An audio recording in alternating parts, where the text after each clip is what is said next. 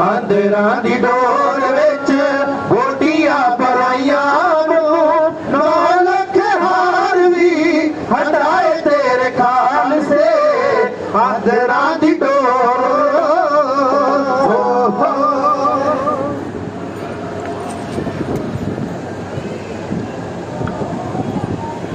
वाहिगुरू समुची कायनात दे सरवर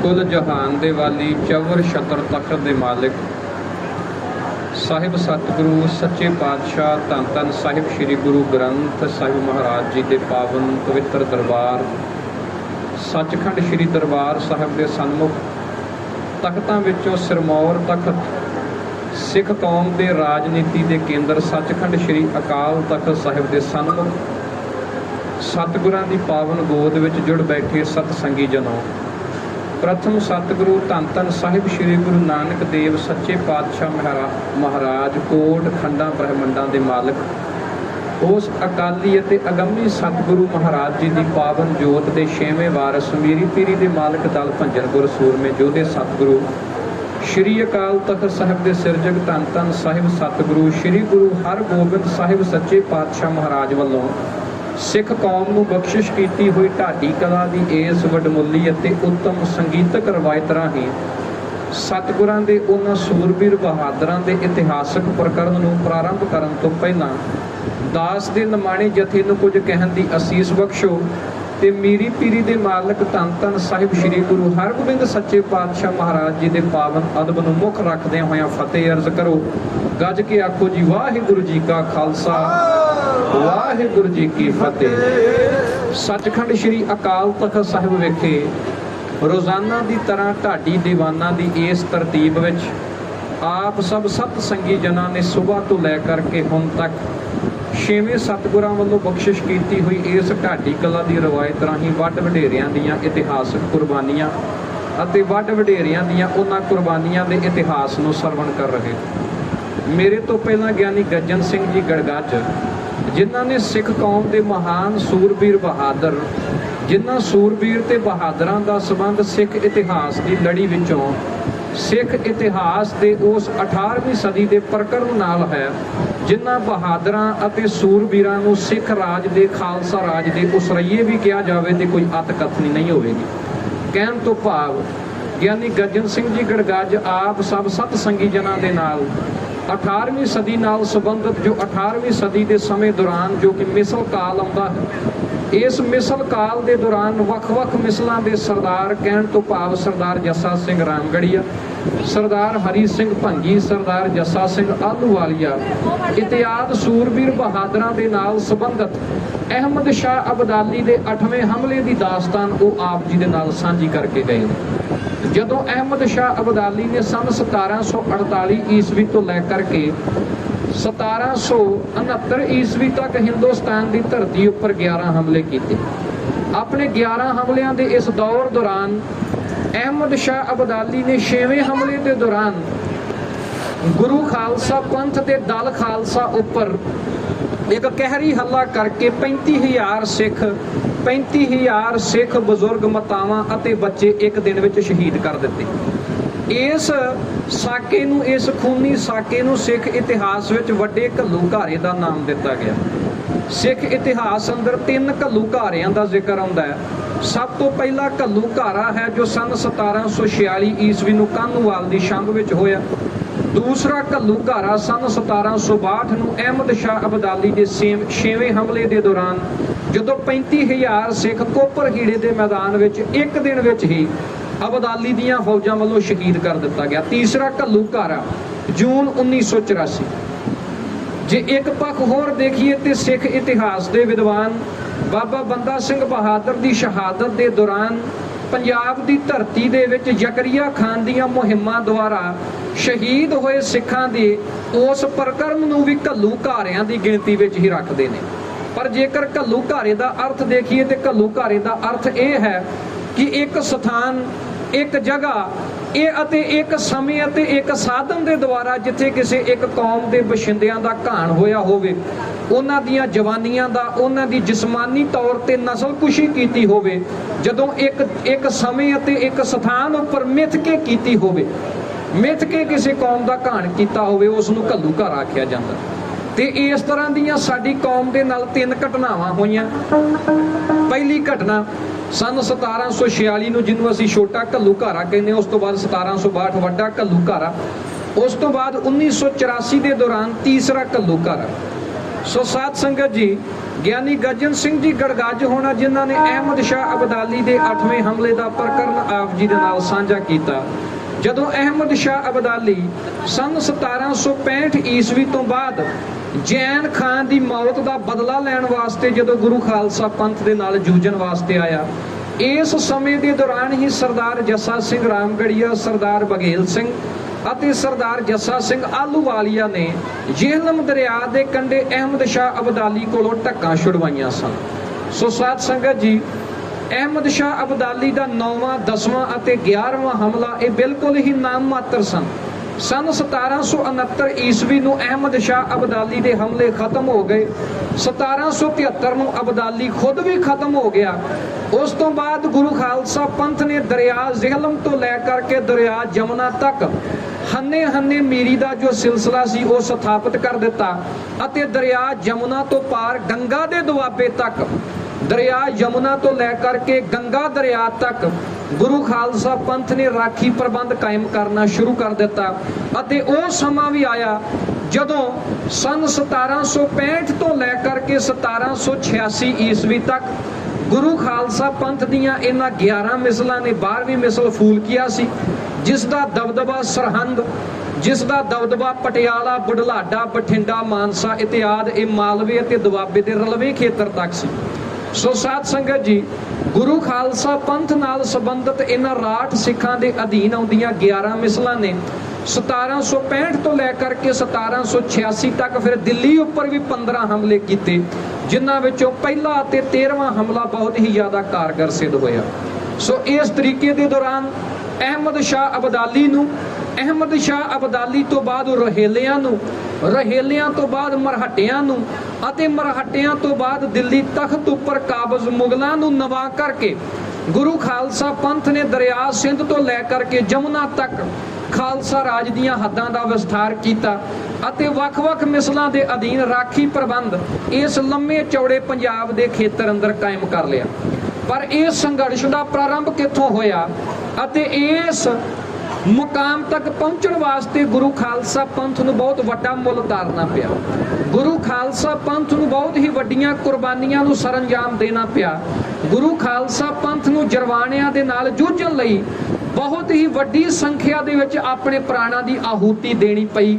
ਫਿਰ ਕਿਤੇ ਜਾ ਕਰਕੇ ਦਰਿਆ ਸਿੰਧ ਤੋਂ ਲੈ ਕਰਕੇ ਦਰਿਆ ਸਤਲੁਜ ਤੱਕ ਗੁਰੂ ਖਾਲਸਾ ਪੰਥ ਦੇ ਇਸ ਸੰਘਰਸ਼ ਦਾ ਸਦਕਾ ਸੰਨ 1800 ਈਸਵੀ ਨੂੰ ਸ਼ੁਕਰ ਚੱਕੀਆ ਮਿਸਲ ਦੇ ਜਥੇਦਾਰ ਸਰਦਾਰ ਚੜ੍ਹਤ ਸਿੰਘ ਦੇ ਪੋਤਰੇ ਸ਼ੇਰੇ ਪੰਜਾਬ ਰਣਜੀਤ ਸਿੰਘ ਦੀ ਅਗਵਾਈ ਵਿੱਚ ਦਰਿਆ ਸਿੰਧ ਤੋਂ ਲੈ ਕਰਕੇ ਸਤਲੁਜ ਤੱਕ ਖਾਲਸਾ ਰਾਜ ਕਾਇਮ ਹੋਇਆ।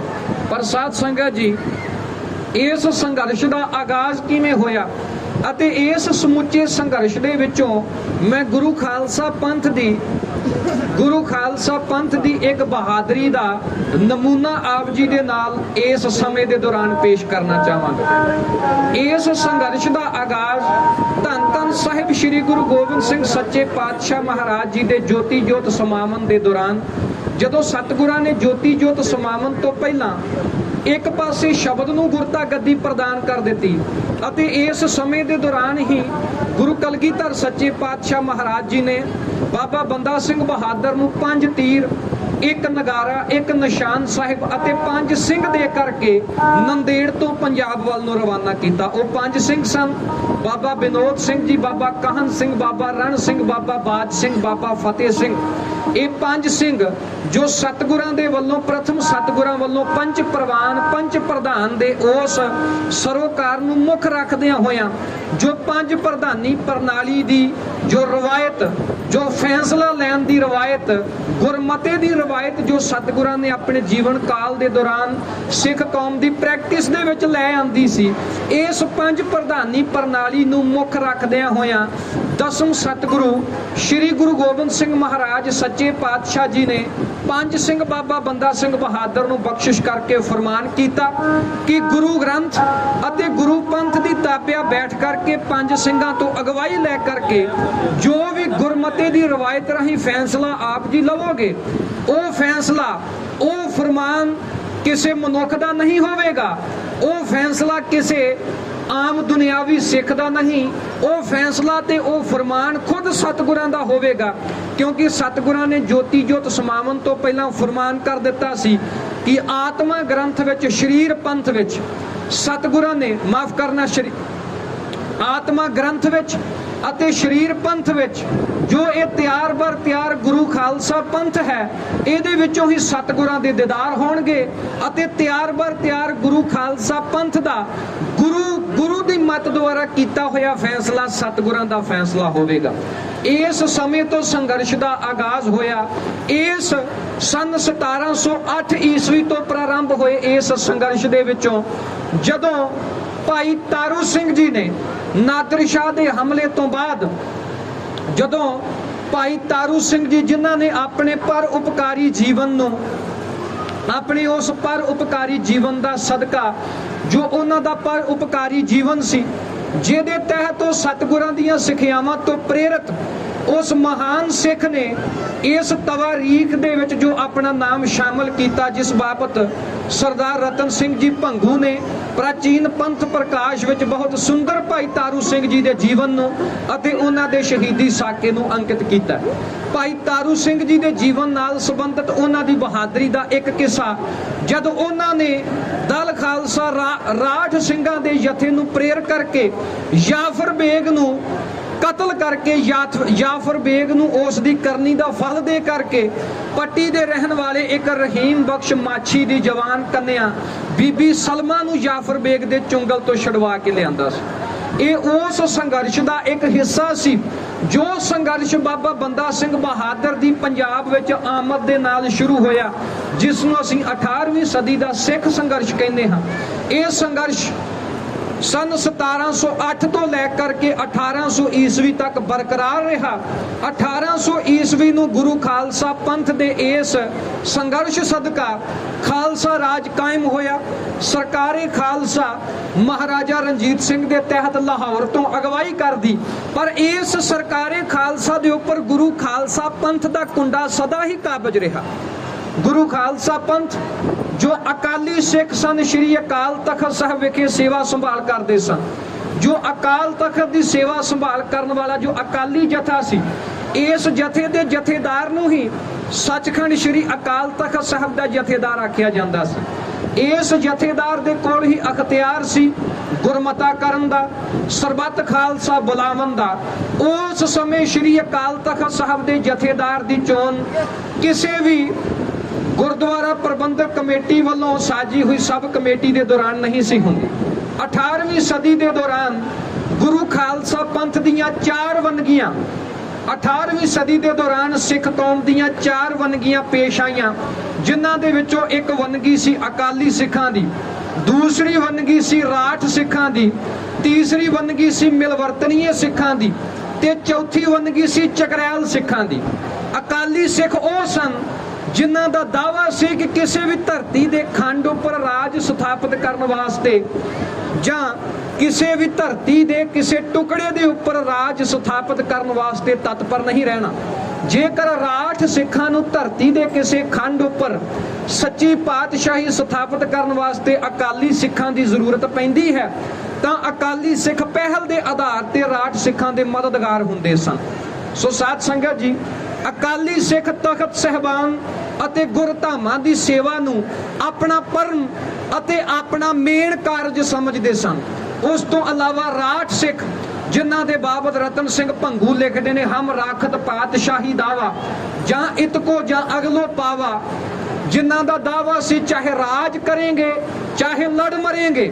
ਇਹ ਰਾਠ ਸਿੱਖ ਉਹ ਸਨ ਜੋ ਘਰ-ਬਾਰ ਤਿਆਗ ਕਰਕੇ ਹਕੂਮਤ ਤੋਂ ਬਾਗੀ ਹੋ ਕੇ ਜੰਗਲਾਂ, ਬੀੜਾਂ, ਬੇਲਿਆਂ ਤੇ ਕੰਦਰਾਂ ਦੇ ਵਿੱਚ ਜੋ ਪਨਾਹੀ ਹੋ ਚੁੱਕੇ ਸਨ ਅਤੇ ਹਕੂਮਤ ਦੀ ਆਰਥਿਕ ਨਾਕਾਬੰਦੀ ਦੇ ਲਈ ਸੰਘਰਸ਼ ਦੇ ਵਿੱਚ ਸਿੱਧੇ ਤੌਰ ਤੇ ਸ਼ਾਮਲ ਸਨ। ਤੀਜੇ ਸਨ ਮਿਲਵਰਤਨੀਏ, ਜਿਹੜੀਆਂ ਸਿੱਖ ਕੌਮ ਦੀਆਂ 12 ਮਿਸਲਾਂ ਨੇ, ਇਹਨਾਂ ਦੇ ਵਿੱਚੋਂ ਫੂਲਕੀਆ ਮਿਸਲ ਦੇ ਨਾਲ ਸੰਬੰਧਿਤ ਜੋ ਸਿੱਖ ਸਰਦਾਰ ਸਨ, ਇਹ ਮਿਲਵਰਤਨੀਏ ਸਿੱਖਾਂ ਦੀ ਵੰਨਗੀ ਦੇ ਨਾਲ ਸੰਬੰਧ ਰੱਖਦੇ ਨੇ, ਜਿਨ੍ਹਾਂ ਦੇ ਵਿੱਚੋਂ ਬਾਬਾ ਆਲਾ ਸਿੰਘ ਪਟਿਆਲਾ, ਉਸ ਤੋਂ ਬਾਅਦ ਅਮਰ ਸਿੰਘ ਪਟਿਆਲੀਆ, ਜਿਨੇ ਅਬਦਾਲੀ ਦੇ ਮੇਰੇ ਖਿਆਲ ਨਾਲ 7ਵੇਂ ਜਾਂ 7ਵੇਂ ਹਮਲੇ ਦੇ ਦੌਰਾਨ ਜਦੋਂ ਇੱਕ ਪਾਸੇ ਅਹਿਮਦ ਸ਼ਾਹ ਅਬਦਾਲੀ ਨੂੰ ਕੁੰਜਪੁਰੇ ਵਿਖੇ ਗੁਰੂ ਖਾਲਸਾ ਪੰਥ ਨੇ ਮਾਤ ਦਿੱਤੀ ਤੇ ਕੁੰਜਪੁਰੇ ਤੋਂ ਅਬਦਾਲੀ ਮੁੜਦਾ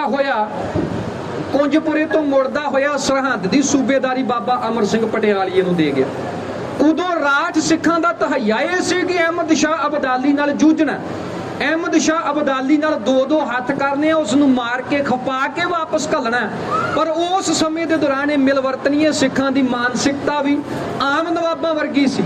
ਇੱਕ ਪਾਸੇ ਸਿੱਖ ਕੌਮ ਦਾ ਵੱਡਾ ਹਿੱਸਾ ਕਹਿ ਰਿਹਾ ਕਿ ਅਬਦਾਲੀ ਨੂੰ ਕਿਸੇ ਵੀ ਦਰਿਆ ਦੇ ਕੰਢੇ ਘੇਰਨਾ, ਪਰ ਮਿਲਵਰਤਨੀਏ ਸਿੱਖ ਅਮਰ ਸਿੰਘ ਪਟਿਆਲੀਏ ਨੇ ਅਬਦਾਲੀ ਦੀ ਈਨ ਮੰਨ ਕੇ ਸਰਹੰਦ ਦੀ ਸੂਬੇਦਾਰੀ ਲੈ ਲਈ। ਹੁਣ ਇਸ ਸਮੇਂ ਦੇ ਦੌਰਾਨ ਹੀ ਇੱਕ ਪਾਸੇ ਨਜੀਬੂ ਦੌਲਾ ਰਹੇਲਾ ਹੈ, ਉਸ ਨੂੰ ਗੁਰੂ ਖਾਲਸਾ ਪੰਥ ਨੇ ਹਰਾਇਆ। ਜਦੋਂ ਜਵਾਹਰ ਮੱਲ ਜਾਟ ਦੀ ਮਦਦ ਵਾਸਤੇ ਗੁਰੂ ਖਾਲਸਾ ਪੰਥ ਪਹੁੰਚਿਆ, ਇੱਕ ਪਾਸੇ ਨਜੀਬੂ ਦੌਲਾ ਰਹੇਲਾ ਹਾਰਿਆ। ਉਸ ਸਮੇਂ ਦੇ ਦੌਰਾਨ ਦਿੱਲੀ ਫਤਿਹ ਕੀਤੀ ਹੈ 1765 ਨੂੰ, ਤੇ ਦੂਜੇ ਪਾਸੇ ਅਹਿਮਦ ਸ਼ਾਹ ਅਬਦਾਲੀ ਜੋ 7ਵੇਂ ਹਮਲੇ ਦੇ ਦੌਰਾਨ ਆਪਣੇ ਪੰਜਾਬ ਤੇ ਚੜ ਕੇ ਆਇਆ, ਉਹਨੂੰ ਵੀ ਮਾਤ ਦਿੱਤੀ ਹੈ। ਹੁਣ ਸਾਧ ਸੰਗਤ ਜੀ, ਮਿਲਵਰਤਨੀਏ ਸਿੱਖ ਸਨ ਜਿਨ੍ਹਾਂ ਨੇ ਕੋਈ ਵੀ ਹਕੂਮਤ ਹੈ ਜਦੋਂ ਗੁਰੂ ਖਾਲਸਾ ਪੰਥ ਤੋਂ ਮਦਦ ਲੈਣੀ ਹੈ ਤੇ ਚਿੱਠੀ ਉੱਪਰ ਲਿਖ ਦੇਣਾ ਅਕਾਲ ਸਹਾਇ, ਤੇ ਜਦੋਂ ਕਿਸੇ ਸੁਲਤਾਨ ਤੋਂ ਮਦਦ ਲੈਣੀ ਆ ਉਦੋਂ ਪੱਤਰਕਾਰ ਦੇ ਉੱਪਰ ਲਿਖ ਦੇਣਾ ਸੁਲਤਾਨ ਸਹਾਇ, ਤੇ ਥੱਲੇ ਆਪਣਾ ਨਾਮ ਲਿਖ ਦੇਣਾ, ਨਾਮ ਦੇ ਨਾਲ ਸਿੰਘ ਵੀ ਨਹੀਂ ਲਾਉਣਾ, ਸੁਲਤਾਨ ਸਹਾਇ ਆਲਾ। ਇਹ ਆਲਾ ਸਿੰਘ, ਬਾਬਾ ਆਲਾ ਸਿੰਘ ਦੀਆਂ ਚਿੱਠੀਆਂ ਦਾ ਵੇਰਵਾ ਜੋ ਮੈਂ ਆਪ ਜੀ ਦੇ ਸਾਹਮਣੇ ਸਾਂਝਾ ਕੀਤਾ। ਸੋ ਚੌਥੇ ਸਨ ਚਕਰੈਲ, ਜੋ ਸਿੱਧੇ ਹੀ ਹਕੂਮਤ ਦੇ ਚਾਕਰ ਹੋ ਜਾਇਆ ਕਰਦੇ ਸਨ, ਜਿਵੇਂ ਸੁਬੇਗ ਸਿੰਘ ਜੰਬਰ, ਇਹ ਵੀ ਹਕੂਮਤ ਦੇ ਚਾਕਰ ਸਨ। ਲਾਹੌਰ ਦੇ ਕੋਤਵਾਲ ਸਨ, ਇਹਨਾਂ ਨੂੰ ਚਕਰੈਲ ਸਿੱਖ ਆਖਿਆ ਜਾਂਦਾ ਸੀ। ਇਹ ਸਰਬੱਤ ਖਾਲਸੇ ਦੀ ਕਿਸੇ ਵੀ ਮੁਹਿੰਮ ਵਿੱਚ ਇਕੱਤਰ ਨਹੀਂ ਸਨ, ਜਾਂ ਜਦੋਂ ਗੁਰਮਤਾ ਹੁੰਦਾ ਸੀ ਉਦੋਂ ਅਕਾਲੀ ਤੇ ਰਾਠ ਸਿੱਖ ਹੀ ਪੰਥ ਦਾ ਹਿੱਸਾ ਅਖਵਾ ਕਰਕੇ ਗੁਰਮਤੇ ਸਰਬੱਤ ਖਾਲਸੇ ਵਿੱਚ ਬੈਠ ਕਰਕੇ ਗੁਰਮਤਾ ਸੋਧਣ ਦੇ ਕਾਬਲ ਸਨ। ਅਤੇ ਜਦੋਂ ਗੁਰਮਤਾ ਸੋਧਿਆ ਜਾਂਦਾ ਸੀ ਤਾਂ ਉਸ ਸਮੇਂ ਸਰਬੱਤ ਖਾਲਸੇ ਦੇ ਵਿੱਚ ਸ਼ਾਮਲ ਹੋਣ ਵਾਲੇ ਸਿੱਖਾਂ ਨੂੰ ਇੱਕ ਕੋਡ ਵਰਡ ਦਿੱਤਾ ਜਾਂਦਾ ਸੀ। ਜੋ ਪਹਿਰੇ ਦੇ ਉੱਪਰ ਸਿੱਖ ਖੜੇ ਹੁੰਦੇ ਸਨ ਸਿਪਾਹੀ, ਉਹਨਾਂ ਨੂੰ ਉਹ ਕੋਡ ਵਰਡ ਦੱਸ ਕੇ ਫਿਰ ਹੀ ਸਰਬੱਤ ਖਾਲਸੇ ਦੇ ਵਿੱਚ ਸ਼ਾਮਲ ਹੋਇਆ ਜਾਂਦਾ ਸੀ। ਪਰ ਮਹਾਰਾਜਾ ਰਣਜੀਤ ਸਿੰਘ ਨੇ ਗੁਰਮਤੇ ਦੀ ਰਵਾਇਤ ਦਾ ਭੋਗ ਪਾ ਕਰਕੇ ਜੋ ਉਸ ਸਮੇਂ ਤੋਂ ਮਹਾਰਾਜੇ ਦਾ ਹੁਕਮ ਚੱਲਣ ਲੱਗਾ, ਪਰ ਫਿਰ ਵੀ ਅਕਾਲੀ ਸਿੱਖਾਂ ਨੇ ਰਾਠ ਸਿੱਖਾਂ ਦੇ ਉੱਪਰ ਉਹ ਧਰਮ ਦਾ ਕੁੰਡਾ ਕਾਇਮ ਰੱਖਿਆ। ਸੋ ਫਿਰ ਇਹ 18ਵੀਂ ਸਦੀ ਦੇ ਅੰਤ ਨੂੰ, ਜਦੋਂ 19ਵੀਂ ਸਦੀ ਸ਼ੁਰੂ ਹੋਈ, ਜਦੋਂ ਖਾਲਸੇ ਦਾ ਰਾਜ ਸ਼ੁਰੂ ਹੋ ਗਿਆ, ਹਾਲਾਂਕਿ ਲਾਹੌਰ ਦੇ ਤਖਤ ਤੇ ਮੁਨਾਰਕ ਮਹਾਰਾਜਾ ਰਣਜੀਤ ਸਿੰਘ ਸੀ, ਪਰ ਸਰਕਾਰੇ ਖਾਲਸਾ ਦੀ ਅਸਲ ਤਾਕਤ ਸ੍ਰੀ ਅਕਾਲ ਤਖਤ ਸਾਹਿਬ ਦੇ ਜਥੇਦਾਰ ਦੇ ਹੱਥ ਵਿੱਚ ਸੀ, ਜੋ ਅਕਾਲੀ ਜਥੇ ਦਾ ਜਥੇਦਾਰ ਸੀ। ਉਦਾਹਰਨ ਦੇ ਤੌਰ ਤੇ ਬਾਬਾ ਨੈਣਾ ਸਿੰਘ ਜੀ, ਅਕਾਲੀ ਬਾਬਾ ਫੂਲਾ ਸਿੰਘ ਜੀ, ਅਕਾਲੀ ਬਾਬਾ ਮਹਾਰਾਜ ਸਿੰਘ ਜੀ, ਅਕਾਲੀ ਬਾਬਾ ਹਨੂਮਾਨ ਸਿੰਘ ਜੀ ਇਤਿਆਦ ਇਹ ਸਿੰਘ ਇਹ ਅਕਾਲੀ ਸਿੰਘਾਂ ਦੀ ਵੰਨਗੀ ਵਿੱਚ ਆਉਂਦੇ ਸਨ। ਬਾਬਾ ਵੀਰ ਸਿੰਘ ਨਰੰਗਾਬਾਦ, ਇਸ ਤੋਂ ਇਲਾਵਾ ਬਾਬਾ ਦੀਪ ਸਿੰਘ ਜੀ ਮਿਸਲ ਸ਼ਹੀਦਾਂ ਦੇ ਜਥੇਦਾਰ, ਜਿਨ੍ਹਾਂ ਦਾ ਤਾਲੁਕ 18ਵੀਂ ਸਦੀ ਦੇ 5ਵੇਂ ਦਹਾਕੇ ਦੌਰਾਨ ਹੈ। ਸੋ ਮੁੱਖ ਦੀ ਗੱਲ, ਇਸ ਸੰਘਰਸ਼ ਦਾ ਆਗਾਜ਼ ਹੋਇਆ। 8 ਸਾਲ ਬਾਬਾ ਬੰਦਾ ਸਿੰਘ ਬਹਾਦਰ ਨੇ ਮੌਤ ਨਾਲ ਸੰਘਰਸ਼ ਕੀਤਾ। ਭਾਈ ਤਾਰਾ ਸਿੰਘ ਵਾਨ ਦੀ ਸ਼ਹਾਦਤ 1726 ਤੋਂ ਲੈ ਕਰਕੇ 1800 ਈਸਵੀ ਤੱਕ ਇਹ ਸੰਘਰਸ਼ ਸਦਾ ਹੀ ਜਾਰੀ ਰਿਹਾ। ਬਾਬਾ ਤਾਰਾ ਸਿੰਘ ਵਾਨ ਦੀ ਸ਼ਹਾਦਤ ਤੋਂ ਬਾਅਦ ਦੀਵਾਨ ਦਰਬਾਰਾ ਸਿੰਘ ਦੀ ਅਗਵਾਈ ਵਿੱਚ ਗੁਰੂ ਖਾਲਸਾ ਪੰਥ ਨੇ ਗੁਰਮਤਾ ਕੀਤਾ ਕਿ ਜੇਕਰ ਪੰਜਾਬ ਦੀ ਧਰਤੀ ਤੇ ਪਾਤਸ਼ਾਹੀ ਦਾਵਾ ਸਦਾ ਵਾਸਤੇ ਸਥਾਪਿਤ ਕਰਨਾ ਚਾਹੁੰਦੇ ਹਾਂ ਤਾਂ ਉਹਦੇ ਵਾਸਤੇ ਲਾਹੌਰ ਦੇ ਸੂਬੇਦਾਰ ਦੀ ਆਰਥਿਕ ਨਾਕਾਬੰਦੀ ਕਰਨੀ ਪਵੇਗੀ। ਲਾਹੌਰ ਦੇ ਇਸ ਸੂਬੇ ਨੂੰ ਜਾਂਦਾ ਹੋਇਆ ਮਾਲੀਆ ਤਵਾਨ ਰੋਕਣਾ ਪਵੇਗਾ ਤੇ ਜੋ ਲਾਹੌਰ ਤੋਂ ਮਾਲੀਆ ਦਿੱਲੀ ਜਾਂਦਾ ਉਹਦੀ ਵੀ ਨਾਕਾਬੰਦੀ ਕਰਕੇ ਮਾਇਆ ਦੀ ਥੁੜ ਪੂਰੀ ਕੀਤੀ ਜਾਵੇ, ਘੋੜਿਆਂ ਦੀ ਅਤੇ ਹਥਿਆਰਾਂ ਦੀ ਥੁੜ ਪੂਰੀ ਕੀਤੀ ਜਾਵੇ। ਇਹਦੇ ਨਾਲ ਇੱਕ ਤਾਂ ਗੁਰੂ ਖਾਲਸਾ ਪੰਥ ਦੇ ਦਲ ਮਜ਼ਬੂਤ ਹੋਣਗੇ, ਦੂਸਰੇ ਪਾਸੇ ਹਕੂਮਤ ਦੇ ਇਹ ਜੋ ਥੰਮ ਹਨ ਉਹ ਵੀ ਜਰਜਰੇ ਹੋ ਜਾਣਗੇ। 1726 ਤੋਂ ਲੈ ਕਰਕੇ 33 ਤੱਕ ਅਜਿਹੀ ਹਕੂਮਤ ਦੀ ਨਾਕਾਬੰਦੀ ਕੀਤੀ ਕਿ ਜ਼ਕਰੀਆ ਖਾਨ ਜੋ 1726 ਨੂੰ ਆਪਣੇ ਪਿਤਾ ਅਬਦੁਲ ਸਮਦ ਖਾਨ ਤੋਂ ਬਾਅਦ ਲਾਹੌਰ ਦੇ ਤਖਤ ਤੇ ਸੂਬੇਦਾਰ ਦੀ ਹੈਸੀਅਤ ਨਾਲ ਬੈਠਾ ਸੀ, ਉਹਨੇ ਗੁਰੂ ਖਾਲਸਾ ਪੰਥ ਦੀਆਂ ਇਹਨਾਂ ਮੁਹਿੰਮਾਂ ਤੋਂ ਤੰਗ ਆ ਕਰਕੇ ਪੰਥ ਦੇ ਨਾਲ ਸੁਲ੍ਹਾ ਕਰਨੀ ਚਾਹੀ। ਨਵਾਬੀ ਦੀ ਪੇਸ਼ਕਸ਼ ਕੀਤੀ, ਝਬਾਲ, ਕੰਗਣਵਾਲ, ਦੀਪਾਲਪੁਰ ਦੀ ਜ਼ਗੀਰ 1 ਲੱਖ ਸਾਲਾਨਾ ਦੀ ਪੇਸ਼ ਕੀਤੀ। 1734 ਤੱਕ ਜ਼ਗੀਰ ਰਹੀ ਹੈ ਖਾਲਸੇ ਪੰਥ ਕੋਲ, ਪਰ 1734 ਨੂੰ ਆਪਣਾ ਅਹਿਦ ਤੋੜ ਕਰਕੇ ਨਵਾਬ ਜ਼ਕਰੀਆ ਖਾਨ ਨੇ ਇਹ ਜੋ ਨਵਾਬੀ ਸੀ ਫਿਰ ਵਾਪਸ ਲੈ ਲਈ ਅਤੇ ਜ਼ਗੀਰ ਜ਼ਬਤ ਕਰ ਲਈ। 1734 ਨੂੰ ਹੀ ਭਾਈ ਮਣੀ ਸਿੰਘ ਜੀ ਨੂੰ ਸ਼ਹੀਦ ਕਰ ਦਿੱਤਾ। ਹੁਣ ਇਸ ਸਮੇਂ ਦੇ ਦੌਰਾਨ ਸਿੱਖ ਸੰਘਰਸ਼ ਵਿੱਚ ਭਾਈ ਸਾਹਿਬ ਭਾਈ ਤਾਰੂ ਸਿੰਘ ਜੀ ਦਾ ਬਹੁਤ ਅਹਿਮ ਯੋਗਦਾਨ ਹੈ। ਇਸ ਤੋਂ ਇਲਾਵਾ ਮਾਝੇ ਦੇ ਇਹਨਾਂ ਸ਼ਹੀਦ ਸਿੰਘਾਂ ਦਾ ਬਹੁਤ ਯੋਗਦਾਨ ਹੈ। ਮੈਂ ਇੱਕ ਦਿਨ ਸੋਚ ਰਿਹਾ ਸੀ ਕਿ ਸਤਿਗੁਰਾਂ ਨੇ ਆਪਣੀ ਅਪਾਰ ਬਖਸ਼ਿਸ਼ ਦਾ ਜੋ ਬੂਟਾ ਹੈ ਉਹ ਮਾਝੇ ਦੀ ਧਰਤੀ ਉੱਪਰ ਹੀ ਲਗਾ ਦਿੱਤਾ। ਸਤਿਗੁਰਾਂ ਨੇ ਆਪਣੀ ਅਪਾਰ ਬਖਸ਼ਿਸ਼ ਦਾ ਜੋ ਛੱਟਾ ਹੈ ਉਹ ਅੰਮ੍ਰਿਤਸਰ ਸਾਹਿਬ ਤੋਂ ਲੈ ਕਰਕੇ ਖੇਮਕਰਨ ਤੱਕ ਦਾ ਜੋ ਇਹ ਏਰੀਆ ਹੈ, ਜੋ ਕਸੂਰ ਤੱਕ ਦਾ ਇਹ ਇਲਾਕਾ ਹੈ, ਇਸ ਇਲਾਕੇ ਉੱਪਰ ਸਤਿਗੁਰਾਂ ਨੇ ਬਹੁਤ ਅਪਾਰ ਬਖਸ਼ਿਸ਼ ਕੀਤੀ। ਝਬਾਲ ਏਰੀਆ ਵੇਖੋ ਤੇ ਵੱਡੇ 18ਵੀਂ ਸਦੀ ਦੇ ਸੂਰਬੀਰ ਸਿੰਘ ਬਾਬਾ ਬਘੇਲ ਸਿੰਘ ਵਰਗੇ ਇਹ ਝਬਾਲ ਨਗਰ ਦੇ ਨਾਲ ਸੰਬੰਧ ਰੱਖਦੇ ਸਨ। ਅੱਗੇ ਸੁਰ ਸਿੰਘ ਪਿੰਡ ਆ ਜਾਂਦਾ ਹੈ। ਸਰਦਾਰ ਜੱਸਾ ਸਿੰਘ ਰਾਮਗੜੀਆ ਦੇ ਵੱਡ ਵਡੇਰਿਆਂ ਦਾ ਜਨਮ ਪਿੰਡ ਸੁਰ ਸਿੰਘ ਦਾ। ਸੁਰ ਸਿੰਘ ਤੋਂ ਅਗਾਂਹ ਜਾਈਏ ਤੇ ਪਿੰਡ ਪਹੂਵਿੰਡ ਹੈ। ਪਹੂਵਿੰਡ ਦੇ ਲਾਗੇ ਹੀ ਪਿੰਡ ਪੂਲਾ, ਪਿੰਡ ਪੂਲੇ ਦੇ ਲਾਗੇ ਹੀ ਸਿੰਘਪੁਰ ਹੈ ਜੋ ਨਵਾਬ ਕਪੂਰ ਸਿੰਘ ਦਾ ਪਿੰਡ ਹੈ। ਇਸ ਪੂਲੇ ਪਿੰਡ ਦੇ ਨਾਲ ਹੀ ਪਿੰਡ ਮਾੜੀ ਕੰਬੋਕੇ ਹੈ। ਪਰੇ ਜਾਈਏ ਤਾਂ ਪਿੰਡ ਨਾਰਲੀ ਹੈ ਜੋ ਸਰਦਾਰ ਸ਼ਾਮ ਸਿੰਘ ਨਾਰਲੀ ਵਾਲੇ, ਜੋ ਸਰਦਾਰ ਰਾਏ ਸਿੰਘ ਮਹਿਤਾਬ ਸਿੰਘ ਮੀਰਾਂ ਕੋਟੀਏ ਦੇ ਪੁੱਤਰ ਸਰਦਾਰ ਰਾਏ ਸਿੰਘ ਦੇ ਸਹੁਰਾ ਸਾਹਿਬ ਸਨ। ਸੋ ਸਾਧ ਸੰਗਤ ਜੀ, ਇਹ ਸਰਦਾਰ ਸ਼ਾਮ ਸਿੰਘ ਕਰੋੜ ਸਿੰਘ ਜੀ ਦਾ ਪਿੰਡ ਹੈ। ਉਸ ਤੋਂ ਅਗਾਂਹ ਜਾਈਏ ਤੇ ਪਿੰਡ ਮਾੜੀ ਕੰਬੋਕੇ, ਮਾੜੀ ਮੇਗਾ ਇਤਿਆਦ ਵੱਡੇ 18ਵੀਂ ਸਦੀ ਦੇ ਸੂਰਬੀਰ ਸਿੰਘਾਂ ਦੇ ਪਿੰਡ ਆਉਂਦੇ ਨੇ। ਤੇ ਸਰਦਾਰ ਭਾਈ ਤਾਰੂ ਸਿੰਘ ਜੀ ਸ਼ਹੀਦ, ਜਿਨ੍ਹਾਂ ਦਾ ਜਨਮ ਇਤਿਹਾਸਕਾਰਾਂ ਦੇ ਅਨੁਸਾਰ 1725 ਦੱਸਿਆ ਜਾਂਦਾ, ਪਰ ਇਹ ਤਰੀਕ ਠੀਕ ਨਹੀਂ।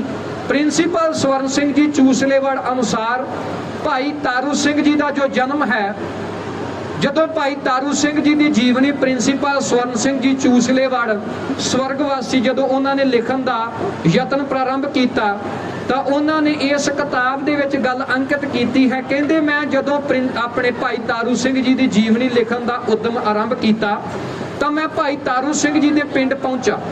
ਉਹਨਾਂ ਦੇ ਪਿੰਡ ਜਾ ਕਰਕੇ ਮੈਂ ਪੂਲੇ ਦੇ ਰਹਿਣ ਵਾਲੇ ਸਰਦਾਰ ਕੁੰਦਨ ਸਿੰਘ ਨੂੰ ਬੇਨਤੀ ਕੀਤੀ ਕਿ ਪਿੰਡ ਦੀਆਂ ਕੁਝ ਵਹੀਆਂ ਮੇਰੇ ਹਵਾਲੇ ਕੀਤੀਆਂ ਜਾਣ।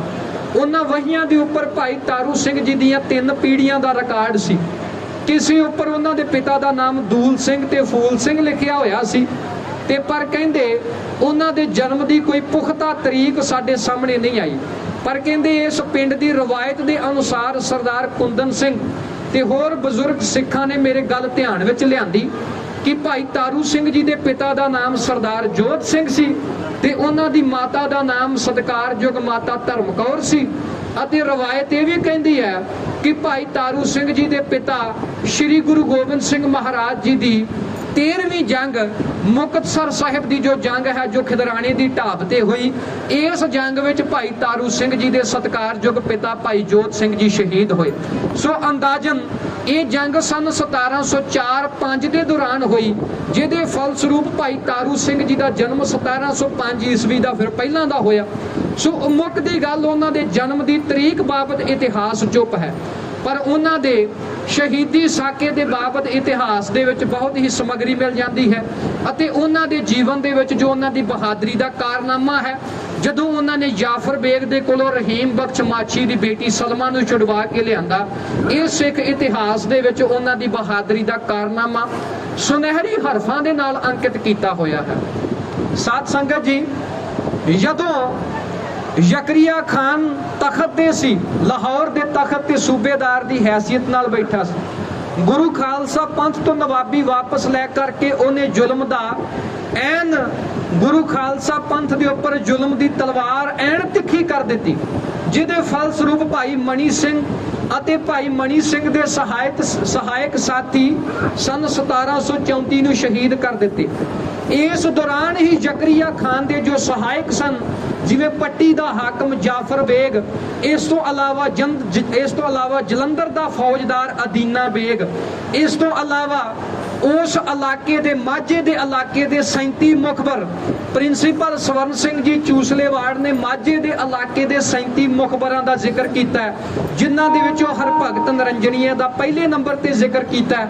ਇਸ ਸਮੇਂ ਦੇ ਦੌਰਾਨ ਹੀ ਰਾਮਾ ਰੰਧਾਵਾ, ਇਸ ਸਮੇਂ ਦੇ ਦੌਰਾਨ ਹੀ ਕਰਮਾ ਸ਼ੀਨਾ, ਹਯਾਤ ਖਾਂ ਟਿਵਾਣਾ, ਰੰਗੜਾਂ ਦੇ ਵਿੱਚੋਂ ਮੁਖਬਰ, ਜੱਟਾਂ ਦੇ ਵਿੱਚੋਂ ਅਤੇ ਰੰਗੜਾਂ ਦੇ ਵਿੱਚੋਂ ਇਹ ਮੁਖਬਰ ਜੋ ਸਨ, ਇਸ ਦਾ ਸਮੇਂ ਦੇ ਦੌਰਾਨ ਟਿਵਾਣਿਆਂ, ਗੱਖਿਆਂ ਤੇ ਬੱਬਿਆਂ ਦੇ ਵਿੱਚੋਂ ਵੀ ਮੁਖਬਰ ਸਨ, ਜਿਨ੍ਹਾਂ ਦੇ ਵਿੱਚੋਂ ਮਾਝੇ ਦੇ ਇਲਾਕੇ ਦੇ 37 ਮੁਖਬਰਾਂ ਦਾ ਵੇਰਵਾ ਪ੍ਰਿੰਸੀਪਲ ਸਵਰਨ ਸਿੰਘ ਜੀ ਚੂਸਲੇਵਾੜ ਨੇ ਭਾਈ ਤਾਰੂ ਸਿੰਘ ਦੀ ਜੀਵਨੀ ਦੇ ਵਿੱਚ ਅੰਕਿਤ ਕੀਤਾ। ਸੋ ਸਾਧ ਸੰਗਤ ਜੀ, ਜ਼ਕਰੀਆ ਖਾਨ ਨੇ ਮੁਖਬਰਾਂ ਦਾ ਅਤੇ ਹਾਕਮਾਂ ਦਾ ਤਾਣਾ ਬਾਣਾ ਅਜਿਹਾ ਉਲਝਾ ਦਿੱਤਾ ਅਤੇ ਉਹਨਾਂ ਨੂੰ ਅਜਿਹੇ ਅਖਤਿਆਰ ਦੇ ਦਿੱਤੇ ਕਿ ਚਾਹੇ ਧੀ ਭੈਣ ਕਿਸੇ ਸਿੱਖ ਦੀ ਹੋਵੇ, ਕਿਸੇ ਹਿੰਦੂ ਦੀ ਹੋਵੇ, ਚਾਹੇ ਕਿਸੇ ਮੁਸਲਿਮ ਦੀ ਹੀ ਕਿਉਂ ਨਾ ਹੋਵੇ, ਉਸ ਨੂੰ ਆਪਣੇ ਮਹਿਲਾਂ ਦੇ ਵਿੱਚ ਪਾ ਕੇ ਜਾਂ ਉਸ ਨੂੰ, ਕਹਿਣ ਤੋਂ ਭਾਵ ਮਨੁੱਖ, ਨਰ ਜਾਂ ਮਾਦਾ, ਔਰਤ ਜਾਂ ਮਰਦ, ਕਿਸੇ ਵੀ ਮਜ਼ਹਬ ਜਾਂ ਜਾਤ ਦਾ ਹੋਵੇ, ਉਸ ਨੂੰ ਬੰਧਕ ਬਣਾਉਣਾ ਜਾਂ ਉਸ ਨੂੰ ਆਪਣੇ ਅਧੀਨ ਕਰਨਾ ਇਹਨਾਂ ਹਾਕਮਾਂ ਦਾ ਪਹਿਲਾ ਸਰੋਕਾਰ ਬਣ ਗਿਆ ਸੀ। ਜਾਫਰ ਬੇਗ, ਜੋ ਗੁਰੂ ਖਾਲਸਾ ਪੰਥ ਦੇ ਵਿਰੁੱਧ ਸ਼ੁਰੂ ਕੀਤੇ ਹੋਏ ਇਸ ਜ਼ੁਲਮ ਦੇ ਵਿੱਚ ਜ਼ਕਰੀਆ ਖਾਨ ਦਾ ਬਰਾਬਰ ਦਾ ਸਾਥੀ ਸੀ, ਇਸ ਪੱਟੀ ਦੇ ਹਾਕਮ ਜਾਫਰ ਬੇਗ ਨੇ ਆਪਣੇ ਹੀ ਉਸ ਸ਼ਹਿਰ ਪੱਟੀ ਦੇ ਰਹਿਣ ਵਾਲੇ ਰਹੀਮ ਬਖਸ਼ ਮਾਛੀ ਦੀ ਕੰਨਿਆਂ ਨੂੰ ਬੰਧਕ ਬਣਾ ਲਿਆ। ਸਿੱਖ ਇਤਿਹਾਸ ਦੀ ਰਵਾਇਤ ਦੱਸਦੀ ਹੈ ਕਿ ਪੱਟੀ ਸ਼ਹਿਰ ਦੀ ਜੋ ਭਲਾਈ ਕਿ ਭਲਾਈਕਿਆਂ ਦੀ ਜੋ ਸੱਥ ਹੈ, ਇਸ ਸੱਥ ਦੇ ਵਿੱਚ ਕੁਝ ਮੁਟਿਆਰਾਂ ਤੀਆਂ ਦੇ ਤਿਉਹਾਰ ਨੂੰ ਸੰਬੰਧਿਤ ਪੀਂਘ ਝੂਟ ਰਹੀਆਂ ਸਨ, ਆਪਣਾ ਮਨੋਰੰਜਨ ਕਰ ਰਹੀਆਂ ਸਨ, ਜਾਂ ਉਹ ਬੁੱਢਾ ਹਾਕਮ ਜਾਫਰ ਬੇਗ ਇਸ ਸੱਥ ਵਿੱਚੋਂ ਲੰਘਿਆ ਤੇ ਉਸ ਮੁਸਲਮ ਬੱਚੀ ਨੂੰ ਆਪਣੇ ਅਹਿਲਕਾਰਾਂ ਦੇ ਰਾਹੀਂ ਬੰਧਕ ਬਣਾ ਕੇ ਆਪਣੀ ਹਵੇਲੀ ਦੇ ਵਿੱਚ ਲੈ ਗਿਆ। ਤੇ ਸਾਧ ਸੰਗਤ ਜੀ, ਜਦੋਂ ਤਫਤੀਸ਼ ਕੀਤੀ ਤਾਂ ਗੱਲ ਸਾਹਮਣੇ ਆਈ ਕਿ ਪੱਟੀ ਦੇ ਰਹਿਣ ਵਾਲੇ ਹੀ ਗਰੀਬ ਮਾਛੀ, ਮੁਸਲਮਾਨ ਮਾਛੀ ਰਹੀਮ ਬਖਸ਼ ਦੀ ਇੱਕ ਕੰਨਿਆ ਹੈ। ਤਾਂ ਉਸ ਜਾਫਰ ਬੇਗ ਨੇ ਇਸ ਕੰਨਿਆ ਦੇ ਤਹਿਤ ਉਹਦੇ ਪਿਤਾ ਤੱਕ ਪਹੁੰਚ ਕੀਤੀ, ਆਪਣੇ ਅਹਿਦੀਆਂ ਦੇ ਤਹਿਤ ਰਹੀਮ ਬਖਸ਼ ਮਾਛੀ ਨੂੰ ਫਰਮਾਨ ਜਾਰੀ ਕਰਵਾਇਆ ਕਿ ਪੱਟੀ ਦੇ ਹਾਕਮ ਜਾਫਰ ਬੇਗ ਦਾ ਫਰਮਾਨ ਹੈ ਕਿ ਜਲਦ ਤੋਂ ਜਲਦ ਉਹਦੇ ਦਰਬਾਰ ਵਿੱਚ ਪਹੁੰਚੋ। ਭਰੇ ਦਰਬਾਰ ਦੇ ਵਿੱਚ ਜਾਫਰ ਬੇਗ ਨੇ ਤਜਵੀਜ਼ ਰੱਖੀ ਕਿ ਮੈਂ ਪੱਟੀ ਦਾ ਹਾਕਮ ਹਾਂ, ਮੈਂ ਇਸ ਇਲਾਕੇ ਦਾ ਅਸਰ ਰਸੂਖ ਰੱਖਣ ਵਾਲਾ ਇੱਕ ਮਨੁੱਖ ਹਾਂ, ਜੇ ਤੁਸੀਂ ਚਾਹੋ ਤੇ ਆਪਣੀ ਧੀ ਦਾ ਨਿਕਾਹ ਮੇਰੇ ਨਾਲ ਕਰ ਸਕਦੇ ਹੋ। ਤਾਂ ਉਸ ਰਹੀਮ ਬਖਸ਼ ਮਾਛੀ ਗਰੀਬ ਨੇ ਆਪਣੀ ਧੀ ਸਲਮਾ ਦੀ ਮਰਜ਼ੀ ਪੁੱਛਣ ਦਾ ਖਿਆਲ ਜਤਾਇਆ। ਤਾਂ ਜਾਫਰ ਬੇਗ ਨੇ ਖੁੱਲ੍ਹ ਦੇ ਦਿੱਤੀ ਜਦੋਂ ਉਸਨੇ ਆਪਣੀ ਧੀ ਦੇ ਸਾਹਮਣੇ ਇਹ ਵਿਚਾਰ ਰੱਖਿਆ, ਉਹਨੇ ਸਰਾਸਰ ਹੀ ਇਨਕਾਰ ਕਰ ਦਿੱਤਾ। ਉਸ ਦਲੇਰ ਸਲਮਾ ਨੇ ਸਰਾਸਰ ਇਨਕਾਰ ਕਰ ਦਿੱਤਾ। ਇਹ ਕਹਿ ਦਿੱਤਾ ਕਿ ਮੈਂ ਆਪਣੀ ਤੋਂ ਵਡੇਰੀ ਉਮਰ ਦੇ ਵਿਆਹੇ ਹੋਏ ਅਤੇ ਪੋਤਰਿਆਂ ਵਾਲੇ ਅਤੇ ਪੁੱਤਾਂ ਵਾਲੇ ਇਸ ਜਾਫਰ ਬੇਗ ਦੇ ਨਾਲ ਨਿਕਾਹ ਕਰਨ ਤੋਂ ਇਨਕਾਰੀ ਹਾਂ, ਚਾਹੇ ਇਹਦੇ ਵਾਸਤੇ ਮੈਨੂੰ ਆਪਣੀ ਜਾਨ ਵੀ ਕਿਉਂ ਨਾ ਗਵਾਉਣੀ ਪਵੇ। ਅਤੇ ਸੰਤਾਨ ਦੇ ਵਿਜੋਗ ਵਿੱਚ ਰਹੀਮ ਬਖਸ਼ ਮਾਛੀ ਦਾ ਦਿਲ ਭਰ ਆਇਆ। ਉਸ ਨੇ ਇਸ ਤਜਵੀਜ਼ ਦਾ ਹੱਲ ਆਪਣੀ ਧੀ ਦੇ ਨਾਲ ਸਾਂਝਾ ਕੀਤਾ। ਤਾਂ ਉਸ ਸਲਮਾ ਨੇ ਆਪਣੇ ਪਿਤਾ ਨੂੰ ਸਮਝਾਇਆ ਕਿ ਦੋ ਰਸਤੇ ਨੇ। ਪਹਿਲੀ ਗੱਲ ਇਹ ਕਿ ਅਸੀਂ ਮੋਮਨ ਹਾਂ, ਅਸੀਂ ਮੁਸਲਮਾਨ ਹਾਂ, ਤੇ ਇਸ ਸਮੇਂ ਰਾਜ ਵੀ ਮੋਮਨਾਂ ਦਾ ਹੈ, ਤੇ ਲਾਹੌਰ ਦੇ ਤਖਤ ਤੇ ਜ਼ਕਰੀਆ ਖਾਨ ਉਹ ਵੀ ਇੱਕ ਮੋਮਨ ਹੈ, ਇੱਕ ਮੁਸਲਮਾਨ ਹੈ, ਉਹ ਕਾਬਜ ਹੈ। ਸਭ ਤੋਂ ਪਹਿਲਾਂ ਤੁਸੀਂ ਲਾਹੌਰ ਜ਼ਕਰੀਆ ਖਾਨ ਦੇ ਕੋਲ ਫਰਿਆਦ ਕਰੋ। ਜਿਸ ਸਮੇਂ ਦੀ ਹਕੂਮਤ ਸਾਡੀ ਫਰਿਆਦ ਨਾ ਸੁਣੇ ਤਾਂ ਜੋ ਅੱਜ ਤੋਂ 2.5 ਸਦੀਆਂ ਪਹਿਲਾਂ 3 ਸਦੀਆਂ ਪਹਿਲਾਂ ਗੁਰੂ ਨਾਨਕ ਪਾਤਸ਼ਾਹ ਨੇ ਜੋ ਪੰਥ ਚਲਾਇਆ ਸੀ, ਉਸ ਪੰਥ ਦੇ ਅਨੁਯਾਈ ਜੋ ਸਿੱਖ ਹਨ, ਜਿਨ੍ਹਾਂ ਦਾ ਸਰੋਕਾਰ ਹੈ ਜਰਵਾਣੇ ਦੀ ਭਖਿਆ ਤੇ ਮਜ਼ਲੂਮ ਦੀ ਰੱਖਿਆ, ਫਿਰ ਤੁਸੀਂ ਉਹਨਾਂ ਤੱਕ ਪਹੁੰਚ ਕਰਿਓ, ਉਹਨਾਂ ਦੇ ਅੱਗੇ ਫਰਿਆਦੀ ਹੋਇਓ। ਕਿਸੇ ਨਾ ਕਿਸੇ ਪੱਖ ਤੋਂ ਜ਼ਰੂਰ ਸਾਨੂੰ ਮਦਦ ਮਿਲੇਗੀ। ਰਹੀਮ ਬਖਸ਼ ਮਾਛੀ ਨੇ ਆਪਣੀ ਕੰਨਿਆਂ ਦੇ ਨਾਲ ਮੁਲਾਕਾਤ ਕਰਨ ਤੋਂ ਬਾਅਦ ਜਾਫਰ ਬੇਗ ਦੇ ਸਾਹਮਣੇ ਇਹ ਤਜਵੀਜ਼ ਰੱਖੀ ਕਿ ਮੈਂ ਆਪਣੀ ਧੀ ਦਾ ਨਿਕਾਹ ਤੁਹਾਡੇ ਨਾਲ ਨਹੀਂ ਪੜਾ ਸਕਦਾ, ਇਸ ਕਰਕੇ ਤੁਸੀਂ ਸਾਡੇ ਤੇ ਰਹਿਮ ਕਰੋ। ਰਹੀਮ ਬਖਸ਼ ਮਾਛੀ ਨੇ ਦੀਨ ਦਾ ਵਾਸਤਾ ਪਾਇਆ, ਧਰਮ ਦਾ ਵਾਸਤਾ ਪਾਇਆ ਕਿ ਮੈਂ ਵੀ ਮੁਸਲਮਾਨ ਹਾਂ, ਤੇਰੀ ਉਮਰ ਦਾ ਹਾਂ, ਆਪਣਾ ਦੀਨ ਭਾਈ ਜਾਣ ਕੇ ਮੇਰੇ ਉੱਪਰ ਰਹਿਮ ਕਰ। ਉਸ ਸ਼ਰਾਬੀ ਕਵਾਬੀ ਅਤੇ ਐਬੀ ਰਹੀਮ ਬਖਸ਼ ਮਾਛੀ ਨੇ ਦੀਨ ਦਾ ਵਾਸਤਾ ਪਾ ਕੇ ਵੀ ਰਹੀਮ ਬਖਸ਼ ਦੀ ਕੋਈ ਮਦਦ ਨਾ ਕੀਤੀ।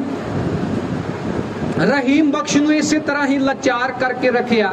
ਲਾਚਾਰ ਹੋਇਆ ਰਹੀਮ ਬਖਸ਼ ਲਾਹੌਰ ਪੁੱਜਾ, ਜ਼ਕਰੀਆ ਖਾਨ ਦੇ ਦਰਬਾਰ ਵਿੱਚ ਪੇਸ਼ ਹੋਇਆ। ਉਸਨੇ ਪਿੱਟ ਦੁਹਾਈ ਪਾਈ, ਦੀਨ ਦਾ ਵਾਸਤਾ ਪਾ ਕੇ ਜ਼ਕਰੀਆ ਖਾਨ ਦੇ ਸਾਹਮਣੇ ਆਪਣੀ ਪੱਗ ਰੱਖ ਕੇ ਰਹੀਮ ਬਖਸ਼ ਮਾਛੀ ਨੇ ਦੀਨ ਦਾ ਵਾਸਤਾ ਪਾ ਕੇ ਜਾਤ ਭਰਾ ਹੋਣ ਕਰਕੇ, ਮਾਫ ਕਰਨਾ, ਦੀਨ ਭਾਈ ਹੋਣ ਕਰਕੇ ਇਸਲਾਮ ਦਾ ਵਾਸਤਾ ਪਾਇਆ। ਜਦੋਂ ਇਸਲਾਮ ਦੇ ਵਾਸਤੇ ਦੇ ਨਾਲ ਵੀ ਜ਼ਕਰੀਆ ਖਾਨ ਦਾ ਮੱਥਾ ਨਾ ਠਣਕਿਆ ਤਾਂ ਰਹੀਮ ਬਖਸ਼ ਮਾਛੀ ਨੇ ਆਪਣੇ ਸਿਰ ਤੋਂ ਆਪਣੀ ਪੱਗ ਉਤਾਰੀ, ਜ਼ਕਰੀਆ ਖਾਨ ਦੇ ਪੈਰਾਂ ਵਿੱਚ ਪੱਗ ਰੱਖ ਕੇ ਰਹੀਮ ਬਖਸ਼ ਮਾਛੀ ਆਹਿਸਤਾ ਆਹਿਸਤਾ ਇਉਂ ਕਹਿਣ ਲੱਗਾ,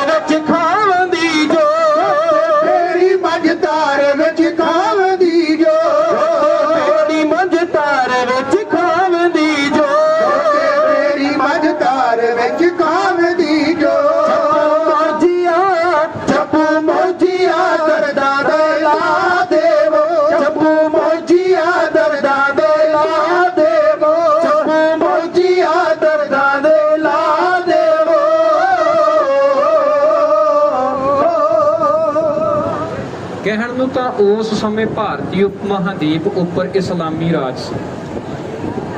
ਇਹ ਇਸਲਾਮੀ ਰਾਜ ਜੋ ਮੁਗਲਿਆ ਵੰਸ਼ ਦੇ ਵੱਡ ਵਡੇਰਿਆਂ ਦੇ ਵੱਲੋਂ ਯਹੀਰੂਦੀਨ ਬਾਬਰ ਵੱਲੋਂ 1521 ਈਸਵੀ ਨੂੰ ਸਥਾਪਿਤ ਕੀਤਾ ਗਿਆ ਸੀ। ਹਾਲਾਂਕਿ ਧਾਰਮਿਕ ਤੌਰ ਤੇ ਇਹ ਮੁਸਲਮਾਨ ਜ਼ਰੂਰ ਸਨ, ਪਰ ਨਸਲੀ ਤੌਰ ਤੇ ਅਤੇ ਜ਼ਾਤੀ ਤੌਰ ਤੇ ਇਹ ਮੁਗਲ ਮੰਗੋਲ ਸਨ। ਮੰਗੋਲ ਦੇ ਵਿੱਚੋਂ, ਮੰਗੋਲ ਖਿੱਤੇ ਦੇ ਵਿੱਚੋਂ ਆਉਣ ਕਰਕੇ ਹੀ ਇਹਨਾਂ ਦੀ ਅਲ ਮੁਗਲ ਪਈ। ਜੋ ਯਾਸਾ ਕਾਨੂੰਨ ਹੈ ਇਹਨਾਂ ਮੰਗੋਲਾਂ ਦੀ ਹੀ ਕਾਢ ਹੈ, ਜਿਹਦੇ ਤਹਿਤ ਸ਼੍ਰੀ ਗੁਰੂ ਅਰਜਨ ਦੇਵ ਮਹਾਰਾਜ ਜੀ ਨੂੰ ਅਤੇ ਇਸ ਤੋਂ ਇਲਾਵਾ ਮੁਗਲਿਆ ਸਲਤਨਤ ਦੇ ਹੋਰ ਵੀ ਧਾਰਮਿਕ ਬਾਗੀਆਂ ਨੂੰ ਸ਼ਹੀਦ ਕੀਤਾ ਗਿਆ ਸੀ। ਇਹ ਜੋ ਮੰਗੋਲ, ਜਦੋਂ ਅਸੀਂ ਦੁਨੀਆ ਦੇ 10 ਜੇਤੂਆਂ ਦੇ ਨਾਮ ਪੜ੍ਹੀਏ ਤੇ 10 ਜੇਤੂਆਂ ਦੇ ਵਿੱਚੋਂ ਪਹਿਲੇ ਨੰਬਰ ਤੇ ਸਰਦਾਰ ਹਰੀ ਸਿੰਘ ਨਲੂਆ ਆਉਂਦਾ। ਦੂਸਰੇ ਨੰਬਰ ਤੇ ਹੈ ਚੰਗੇਜ਼ ਖਾਨ, ਜਿਸ ਨੇ ਅੱਧੀ ਦੁਨੀਆ ਤੇ ਰਾਜ ਕੀਤਾ। ਇਹ ਚੰਗੇਜ਼ ਖਾਨ ਇੱਕ ਮੰਗੋਲ ਸੀ। ਇਸੇ ਹੀ ਚੰਗੇਜ਼ ਖਾਨ ਦੇ ਪੁੱਤਰ ਚੈਗਤਾਈ ਖਾਨ ਅਤੇ ਉਗੋਦੋਈ ਖਾਨ, ਚੈਗਤਾਈ ਖਾਨ ਦਾ ਉਗੋਦੋਈ ਖਾਨ ਦਾ ਪੁੱਤਰ ਸੀ ਬਰਕੇ ਖਾਨ, ਜਿਨੇ ਸਭ ਤੋਂ ਪਹਿਲਾਂ ਮੰਗੋਲਾਂ ਦੇ ਵਿੱਚੋਂ ਇਸਲਾਮ ਧਾਰਨ ਕੀਤਾ ਸੀ। ਇਸ ਬਰਕੇ ਖਾਨ ਦੀ ਅੱਗੋਂ ਚੌਥੀ ਪੀੜ੍ਹੀ ਦੇ ਵਿੱਚੋਂ ਤੈਮੂਰ ਪੈਦਾ ਹੋਇਆ, ਜੋ ਦੁਨੀਆ ਦਾ 10ਵਾਂ ਜੇਤੂ ਹੈ। ਤੈਮੂਰ, ਜਿਸ ਨੂੰ ਤਿਮਰਲੰਗ ਵੀ ਆਖਿਆ ਜਾਂਦਾ ਹੈ, ਜਿਸ ਨੇ 10ਵੀਂ ਸਦੀ ਈਸਵੀ ਦੇ ਦੌਰਾਨ ਭਾਰਤ ਉੱਪਰ ਹਮਲਾ ਕੀਤਾ ਸੀ ਅਤੇ ਇਸਲਾਮੀ ਜੋ ਰਾਜ ਸਨ, ਜੋ ਇਸਲਾਮੀ ਹਮਲਾਵਰ ਸਨ, ਉਹਨਾਂ ਦੇ ਆਉਣ ਦਾ ਰਾਹ ਖੋਲ ਦਿੱਤਾ ਸੀ। ਅਤੇ ਇਸੇ ਹੀ ਤਿਮਰਲੰਗ ਦੀ, ਜੇ ਮੈਂ ਸਹੀ ਹੋਵਾਂ ਤਾਂ ਤੀਜੀ ਜਾਂ ਚੌਥੀ ਪੀੜ੍ਹੀ ਦੇ ਵਿੱਚੋਂ ਸ਼ੇਰ ਅਫਗਾਨ, ਜੋ ਯਹੀਰੂਦੀਨ ਬਾਬਰ ਦਾ ਪਿਤਾ ਹੈ, ਇਸੇ ਹੀ ਯਹੀਰੂਦੀਨ ਬਾਬਰ ਤਿਮਰਲੰਗ ਦੀ 5ਵੀਂ ਪੀੜ੍ਹੀ ਦੇ ਵਿੱਚੋਂ ਸੀ। ਇਸੇ ਹੀ ਬਾਬਰ ਨੇ 1521 ਨੂੰ ਲੋਧੀ ਵੰਸ਼ ਦੇ ਉਸ ਸਮੇਂ ਦੇ ਬਾਦਸ਼ਾਹ ਇਬਰਾਹਿਮ ਲੋਧੀ ਨੂੰ ਪਾਣੀਪਤ ਦੀ ਦੂਸਰੀ ਲੜਾਈ ਵਿੱਚ ਸ਼ਿਕਸਤ ਦੇ ਕਰਕੇ ਲੋਧੀ ਵੰਸ਼ ਦਾ ਸਾਮਰਾਜ ਖਤਮ ਕੀਤਾ ਅਤੇ ਮੁਗਲਾਂ ਦਾ ਰਾਜ ਭਾਰਤ ਦੀ ਧਰਤੀ ਉੱਪਰ ਸਥਾਪਿਤ ਕੀਤਾ। ਅਤੇ ਇਹ ਜੋ ਜ਼ਕਰੀਆ ਖਾਨ ਹੈ, ਇਹਦਾ ਪਿਤਾ ਅਬਦੁਲ ਸਮਦ ਖਾਨ ਵੀ ਸਮਰਕੰਦੀ ਦਾ ਰਹਿਣ ਵਾਲਾ ਸੀ ਅਤੇ ਬਾਬਰ ਵੀ ਸਮਰਕੰਦੀ ਦਾ ਰਹਿਣ ਵਾਲਾ ਸੀ। ਗਿਆਨੀ ਗਿਆਨ ਸਿੰਘ ਜੀ ਲਿਖਦੇ ਨੇ, ਸਮਰਕੰਦੀ ਦੇ ਰਹਿਣ ਵਾਲੇ ਚਗੱਤੇ ਤੈਮੂਰ ਦਾ ਪੜਪੋਤਰਾ ਬਾਬਰ ਹਿੰਦੁਸਤਾਨ ਫਤਿਹ ਕਰ ਗਿਆ। ਇਹ ਜੋ ਮੁਹੰਮਦ ਅਮੀਨ ਖਾਨ, ਇਹਦੀ ਕੁਲ ਦੇ ਅਗਲੇ ਇਹ ਜੋ ਅਬਦੁਲ ਸਮਦ ਖਾਨ, ਜ਼ਕਰੀਆ ਖਾਨ ਤੇ ਜ਼ਕਰੀਆ ਖਾਨ ਦੇ ਅਗਾਂਹ ਜੋ ਯਹੀਆ ਖਾਨ ਤੇ ਸ਼ਾਹ ਨਵਾਜ਼ ਖਾਨ, ਅਤੇ ਇਹ ਅਬਦੁਲ ਸਮਦ ਖਾਨ ਦਾ ਭਰਾ ਸੀ ਕਮਰੂਦੀਨ ਖਾਨ, ਜੋ ਕਿਸੇ ਸਮੇਂ ਦਿੱਲੀ ਦਾ ਵੱਡਾ ਵਜ਼ੀਰ ਵੀ ਸੀ। ਇਸੇ ਹੀ ਕਮਰੂਦੀਨ ਦਾ ਪੁੱਤਰ ਸੀ ਮੀਰ ਮਨੂੰ, ਜੋ 1748 ਤੋਂ ਲੈ ਕਰਕੇ 1754 ਤੱਕ ਲਾਹੌਰ ਦਾ ਸੂਬੇਦਾਰ ਵੀ ਰਿਹਾ, ਜਿਸ ਬਾਬਤ ਇਹ ਕਹਾਵਤ ਸੀ ਪੰਜਾਬ ਦੀ ਕਿ ਮੰਨੂ ਸਾਡੀ ਦਾਤਰੀ ਅਸੀਂ ਮੰਨੂ ਦੇ ਸੋਏ, ਜਿਉਂ-ਜਿਉਂ ਮੰਨੂ ਵੱਢਦਾ ਅਸੀਂ ਦੂਨ ਸਵਾਏ ਹੋਏ। ਤੇ ਸਾਧ ਸੰਗਤ ਜੀ, ਇਹ ਜ਼ਕਰੀਆ ਖਾਨ ਜੋ ਧਾਰਮਿਕ ਤੌਰ ਤੇ ਮੁਸਲਮਾਨ ਸੀ, ਇਹਦੇ ਅੱਗੇ ਵੀ ਫਰਿਆਦੀ ਹੋਇਆ ਹੈ ਇੱਕ ਮੁਸਲਮਾਨ। ਰਹੀਮ ਬਖਸ਼ ਵੀ ਧਾਰਮਿਕ ਤੌਰ ਤੇ ਮੁਸਲਮਾਨ ਸੀ, ਜਾਤੀ ਤੌਰ ਤੇ ਇੱਕ ਮਾਛੀ ਸੀ। ਉਸ ਨੇ ਆਸਰਾ ਤੱਕਿਆ ਕਿ ਜੇਕਰ ਜਾਫਰ ਬੇਗ ਇਸਲਾਮ ਦੇ ਉਹਨਾਂ ਪਾਕ ਅਤੇ ਪਵਿੱਤਰ ਅਸੂਲਾਂ ਨੂੰ, ਇਸਲਾਮ ਧਰਮ ਦੇ ਪੈਗੰਬਰ ਮੁਸਤਫਾ ਸੱਲੱਲਾਹੁ ਅਲੈਹਿ ਵਸੱਲਮ ਦੇ ਉਹਨਾਂ ਅਸੂਲਾਂ ਨੂੰ ਵਸਾਰ ਚੁੱਕਾ ਤੇ ਬਸ਼ਰਤੇ ਲਾਹੌਰ ਦਾ ਸੂਬੇਦਾਰ, ਜਿਸ ਨੂੰ ਇਸ ਪੈਗੰਬਰ ਦੀ ਬਰਕਤ ਦੇ ਨਾਲ ਲਾਹੌਰ ਦੀ ਸੂਬੇਦਾਰੀ ਮਿਲੀ ਹੈ, ਜ਼ਕਰੀਆ ਖਾਨ, ਸ਼ਾਇਦ ਮੈਂ ਉਹਦੇ ਅੱਗੇ ਦੀਨ ਦਾ ਵਾਸਤਾ ਪਾਵਾਂ, ਆਪਣੀ ਇਸ ਧਾਰਮਿਕ ਮਜ਼ਹਬੀ ਦੋਸਤੀ ਜਾਂ ਮਜ਼ਹਬੀ ਭਰਾਤਰੀ ਭਾਵ ਦਾ ਵਾਸਤਾ ਪਾਵਾਂ, ਉਹ ਸ਼ਾਇਦ ਮੇਰੀ ਮਦਦ ਕਰੇਗਾ। ਇਸ ਗੱਲ ਨੂੰ ਮੁੱਖ ਰੱਖਦਿਆਂ ਹੋਇਆਂ ਰਹੀਮ ਬਖਸ਼ ਮਾਸ਼ੀ ਲਾਹੌਰ ਸੂਬੇਦਾਰ ਦੇ ਪੇਸ਼ ਹੋਇਆ। ਜ਼ਕਰੀਆ ਖਾਨ ਦੇ ਸਾਹਮਣੇ ਜਾ ਕੇ ਵਾਸਤੇ ਪਾਏ, ਸਮੁੱਚੀ ਜੋ ਤਜਵੀਜ਼ ਸੀ ਕਿ ਕਿਸ ਤਰੀਕੇ ਨਾਲ ਉਹਦੀ ਇਕਲੌਤੀ ਜਵਾਨ ਕੰਨਿਆ ਬੀਬੀ ਸਲਮਾ ਨੂੰ ਪੱਟੀ ਦੇ ਹਾਕਮ ਜ਼ਾਫਰ ਬੇਗ ਨੇ ਜ਼ਬਰਦਸਤੀ ਆਪਣੇ ਮਹਿਲਾਂ ਦੇ ਵਿੱਚ ਪਾ ਲਿਆ ਤੇ ਉਸ ਨੂੰ ਮਜਬੂਰ ਕਰ ਰਿਹਾ ਕਿ ਮੇਰੇ ਨਾਲ ਨਿਕਾਹ ਕਰੇ, ਪਰ ਉਸ ਇਸਲਾਮ ਦੇ ਅਕੀਦੇ ਵਿੱਚ ਪੱਕੀ ਬੀਬੀ ਸਲਮਾ ਨੇ ਉਹਦੇ ਨਾਲ ਨਿਕਾਹ ਕਰਨ ਤੋਂ ਇਨਕਾਰ ਕਰ ਲਿਆ ਸੀ। ਇਹ ਸਾਰੀ ਤਜਵੀਜ਼ ਜਾਫਰ ਬੇਗ ਦੀ ਕਰਤੂਤ ਰਹੀਮ ਬਖਸ਼ ਮਾਸ਼ੀ ਨੇ ਜ਼ਕਰੀਆ ਖਾਨ ਦੇ ਸਾਹਮਣੇ ਰੱਖੀ। ਇਸ ਤੋਂ ਇਲਾਵਾ ਰਹੀਮ ਬਖਸ਼ ਨੇ ਇਹ ਵੀ ਆਖਿਆ ਹੈ, ਕਹਿੰਦਾ ਹੈ ਕਿ ਆਲੀ ਜਾਨ ਸੂਬੇਦਾਰ ਲਾਹੌਰ।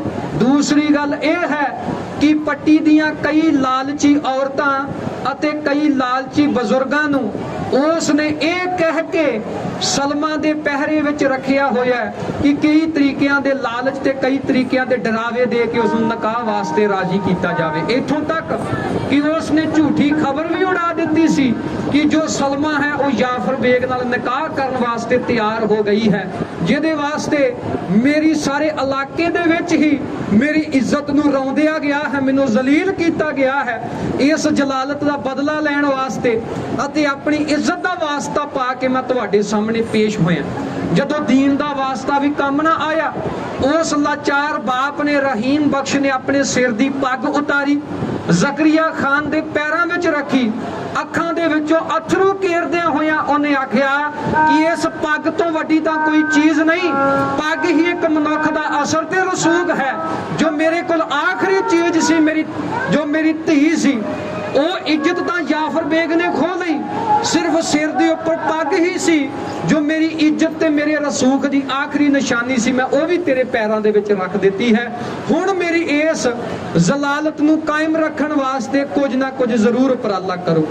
ਜ਼ਕਰੀਆ ਖਾਨ ਜੋ ਉਸ ਹਸਰਤ ਭਰੀਆਂ ਨਿਗਾਹਾਂ ਨਾਲ ਰਹੀਮ ਬਖਸ਼ ਵੱਲ ਦੇਖ ਰਿਹਾ ਸੀ, ਆਪਣੀਆਂ ਅੱਖਾਂ ਨੂੰ ਤਾਂ ਚੁੱਕਿਆ, ਸਾਰੇ ਦਰਬਾਰ ਵਿੱਚ ਦੇਖਿਆ, ਫਿਰ ਰਹੀਮ ਬਖਸ਼ ਵੱਲ ਦੇਖਿਆ ਤੇ ਬੜੀ ਕਠੋਰਤਾ ਦੇ ਨਾਲ ਰਹੀਮ ਬਖਸ਼ ਨੂੰ ਕਹਿ ਦਿੱਤਾ ਕਿ ਰਹੀਮ ਬਖਸ਼, ਚਾਹੇ ਤੂੰ ਮੇਰਾ ਦੀਨੀ ਭਰਾ ਹੈ, ਤੂੰ ਵੀ ਮੁਸਲਮ ਹੈ, ਮੈਂ ਵੀ ਮੁਸਲਮਾਨ ਹਾਂ, ਪਰ ਇਸ ਸਮੇਂ ਲਾਹੌਰ ਹੀ ਨਹੀਂ, ਇਸ ਪੂਰੀ ਸਲਤਨਤ ਦੇ ਹਾਲਾਤ ਬਹੁਤ ਗੜਬੜ ਵਾਲੇ ਬਣੇ ਹੋਏ ਹਨ। ਲਾਹੌਰ ਦੀ ਆਰਥਿਕ ਨਾਕਾਬੰਦੀ ਕੀਤੀ ਹੋਈ ਹੈ ਸਿੰਘਾਂ ਨੇ, ਤੇ ਮੈਂ ਸਿੰਘਾਂ ਦਾ ਖੁਰਾ ਖੋਜ ਮਟਾਉਣ ਵਾਸਤੇ ਤਤਪਰ ਹਾਂ। ਜਿੰਨਾ ਚਿਰ ਮੈਂ ਸਿੱਖਾਂ ਨੂੰ ਕਾਬੂ ਨਾ ਕੀਤਾ, ਮੈਂ ਦਿੱਲੀ ਦਰਬਾਰ ਵਿੱਚ ਕੋਈ ਅਸਰ ਰਸੂਖ ਪ੍ਰਾਪਤ ਨਹੀਂ ਕਰ ਸਕਦਾ। ਤੇ ਸਿੰਘਾਂ ਦੀ ਇਸ ਜੜ ਨੂੰ ਪੁੱਟਣ ਵਾਸਤੇ ਪੱਟੀ ਦਾ ਹਾਕਮ ਜ਼ਾਫਰ ਬੇਗ, ਈਵਨ ਜਲੰਧਰ ਦਾ ਹਾਕਮ ਅਦੀਨਾ ਬੇਗ ਵੀ ਮੇਰੇ ਮਤਹਿਤ ਅਤੇ ਇਸ ਸੰਘਰਸ਼ ਦੇ ਵਿੱਚ ਮੇਰਾ ਨਿਤ ਦਾ ਸਾਥੀ ਹੈ। ਇਸ ਕਰਕੇ ਮੈਂ ਹਕੂਮਤ ਦੇ ਇਹਨਾਂ ਕੰਮਾਂ ਦੇ ਵਿੱਚ ਦਖਲ ਨਹੀਂ ਦੇ ਸਕਦਾ। ਦੂਸਰੀ ਗੱਲ, ਜਾਫਰ ਬੇਗ ਮੇਰਾ ਨਿਗਦਾ ਰਿਸ਼ਤੇਦਾਰ ਹੈ, ਮੈਂ ਇਸ ਛੋਟੀ ਜਿਹੀ ਗੱਲ ਵਾਸਤੇ ਉਹਦੇ ਨਾਲ ਵਿਗਾੜ ਨਹੀਂ ਸਕਦਾ। ਮੈਂ ਤੈਨੂੰ ਹਦਾਇਤ ਕਰਦਾ, ਆਪਣੀ ਧੀ ਦਾ ਨਿਕਾਹ ਉਹਦੇ ਨਾਲ ਕਰ ਦੇ, ਉਹ ਪੱਟੀ ਦੇ ਹਾਕਮ ਦੀ ਬੇਗਮ ਬਣ ਜਾਵੇਗੀ, ਤੂੰ ਵੀ ਇੱਜ਼ਤ ਦੀ ਜ਼ਿੰਦਗੀ ਬਤੀਤ ਕਰ ਸਕੇਗਾ। ਰਹੀਮ ਬਖਸ਼ ਮਾਸ਼ੀ ਦਾ ਮੱਥਾ ਠਣਕਿਆ, ਪੈਰਾਂ ਥੱਲੋਂ ਜ਼ਮੀਨ ਨਿਕਲ ਗਈ। ਲਾਚਾਰ ਹੋ ਕੇ, ਮਾਯੂਸ ਹੋ ਕੇ ਰਹੀਮ ਬਖਸ਼ ਮਾਸ਼ੀ ਲਾਹੌਰ ਤੋਂ ਪੱਟੀ ਵੱਲ ਨੂੰ ਤੁਰਿਆ। ਹੁਣ ਸਾਧ ਸੰਗਤ ਜੀ, ਇਸ ਸਮੇਂ ਦੇ ਦੌਰਾਨ ਜੋ ਮੈਂ ਆਪ ਜੀ ਦੇ ਨਾਲ ਸਿੱਖ ਕੌਮ ਦੀਆਂ ਵੰਨਗੀਆਂ ਸਾਂਝੀਆਂ ਕੀਤੀਆਂ ਸਨ, ਅਕਾਲੀ, ਮਿਲਵਰਤਨੀਏ, ਰਾਠ ਅਤੇ ਚਕਰੈਲ। ਰਾਠ ਸਿੱਖ ਜੰਗਲਾਂ, ਬੀੜਾਂ, ਪਹਾੜਾਂ, ਕੰਦਰਾਂ ਦੇ ਵਿੱਚ ਰਹਿ ਰਹੇ ਸਨ, ਹਕੂਮਤ ਦੇ ਸਿੱਧੇ ਹੀ ਬਾਗੀ ਸਨ। ਇਸ ਸਮੇਂ ਦੇ ਦੌਰਾਨ ਹੀ ਇੱਕ ਵੰਨਗੀ ਸੀ ਗੁਰਮੁਖ ਸਿੱਖਾਂ ਦੀ। ਇਹਨਾਂ ਗੁਰਮੁਖ ਸਿੱਖਾਂ ਦੇ ਵਿੱਚੋਂ ਹੀ ਸਿਪੂਲੇ ਪਿੰਡ ਦੇ ਰਹਿਣ ਵਾਲੇ ਭਾਈ ਤਾਰੂ ਸਿੰਘ ਜੀ, ਜਿਨ੍ਹਾਂ ਨੇ ਆਪਣੀ ਜੀਵਨ ਹਯਾਤੀ ਦੀ ਪ੍ਰਾਰੰਭਤਾ ਤੋਂ ਲੈ ਕੇ ਆਪਣੀ ਸ਼ਹਾਦਤ ਤੱਕ ਕਿਰਤ ਕਰੋ, ਨਾਮ ਜਪੋ, ਵੰਡ ਛਕੋ ਦੇ ਇਸ ਸਰੋਕਾਰ ਨੂੰ ਬਾਖੂਬੀ ਆਪਣੇ ਜੀਵਨ ਦੇ ਵਿੱਚ ਅਮਲੀ ਰੂਪ ਦਿੱਤਾ ਹੋਇਆ ਸੀ। ਭਾਈ ਤਾਰੂ ਸਿੰਘ ਜੀ ਬਿਨਾਂ ਕਿਸੇ ਜਾਤ ਪਾਤ, ਬਿਨਾਂ ਕਿਸੇ ਧਰਮ ਦੇ ਭੇਦ ਭਾਵ ਤੋਂ ਹਰੇਕ ਇਨਸਾਨ ਦੀ ਮਦਦ ਕਰਦੇ ਸਨ। ਰਹੀਮ ਬਖਸ਼ ਮਾਛੀ ਨੂੰ ਵੀ ਪਤਾ ਸੀ ਕਿ ਲਾਹੌਰ ਤੋਂ ਪੱਟੀ ਵੱਲ ਨੂੰ ਜਾਂਦੀ ਹੋਈ ਜਰਨੈਲੀ ਸੜਕ ਤੇ ਇੱਕ ਪੂਲਾ ਪਿੰਡ ਹੈ, ਤੇ ਉਸ ਪੂਲੇ ਪਿੰਡ ਵਿੱਚ ਇੱਕ ਨੌਜਵਾਨ ਧਰਮਾਤਮਾ, ਉੱਚੀ ਸੁੱਚੀ ਕਰਨੀ ਅਤੇ ਬੁਲੰਦ ਕਿਰਦਾਰ ਦਾ ਮਾਲਕ ਭਾਈ ਤਾਰੂ ਸਿੰਘ ਵਸਦਾ ਹੈ। ਰਹੀਮ ਬਖਸ਼ ਮਾਛੀ ਨੇ ਮਹਿਮਾ ਭਾਈ ਤਾਰੂ ਸਿੰਘ ਦੀ ਸੁਣੀ ਸੀ। ਹੁਣ ਭਾਈ ਤਾਰੂ ਸਿੰਘ ਜੀ ਦੇ ਘਰ ਹਰ ਰੋਜ਼ ਹੀ ਰਾਹੀ ਅਤੇ ਮੁਸਾਫਰ, ਉਹਨਾਂ ਦੀ ਨਿਤ ਦੀ ਇਹ ਠਾਰ ਭਾਈ ਤਾਰੂ ਸਿੰਘ ਜੀ ਦਾ ਘਰ ਸੀ।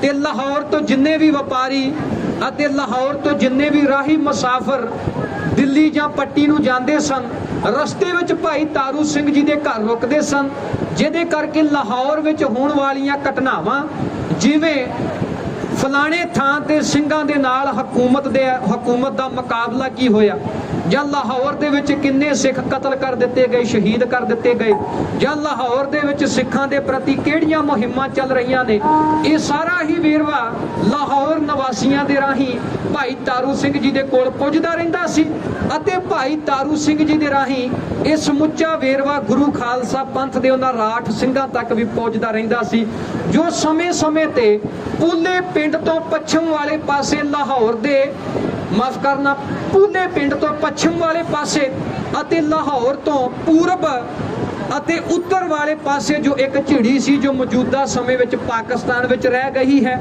ਇਸ ਜੰਗਲ ਦੀ ਝਿੜੀ ਵਿੱਚ ਸਮੇਂ-ਸਮੇਂ ਤੇ ਜੋ ਘੋੜਸਵਾਰ ਅਤੇ ਰਾਠ ਸਿੱਖ ਸਨ ਉਹ ਰਾਤ ਕੱਟਣ ਵਾਸਤੇ ਆ ਜਾਂਦੇ ਸਨ ਅਤੇ 18ਵੀਂ ਸਦੀ ਦੇ ਦੌਰਾਨ ਭਾਈ ਤਾਰੂ ਸਿੰਘ ਜੀ ਨੂੰ ਭਾਈ ਤਾਰੂ ਸਿੰਘ ਇਹਨਾਂ ਸਿੱਖਾਂ ਦੇ ਪ੍ਰਸ਼ਾਦੇ ਪਾਣੀ ਅਤੇ ਵਸਤਰਾਂ ਦਾ ਪ੍ਰਬੰਧ ਕਰਿਆ ਕਰਦੇ ਸਨ।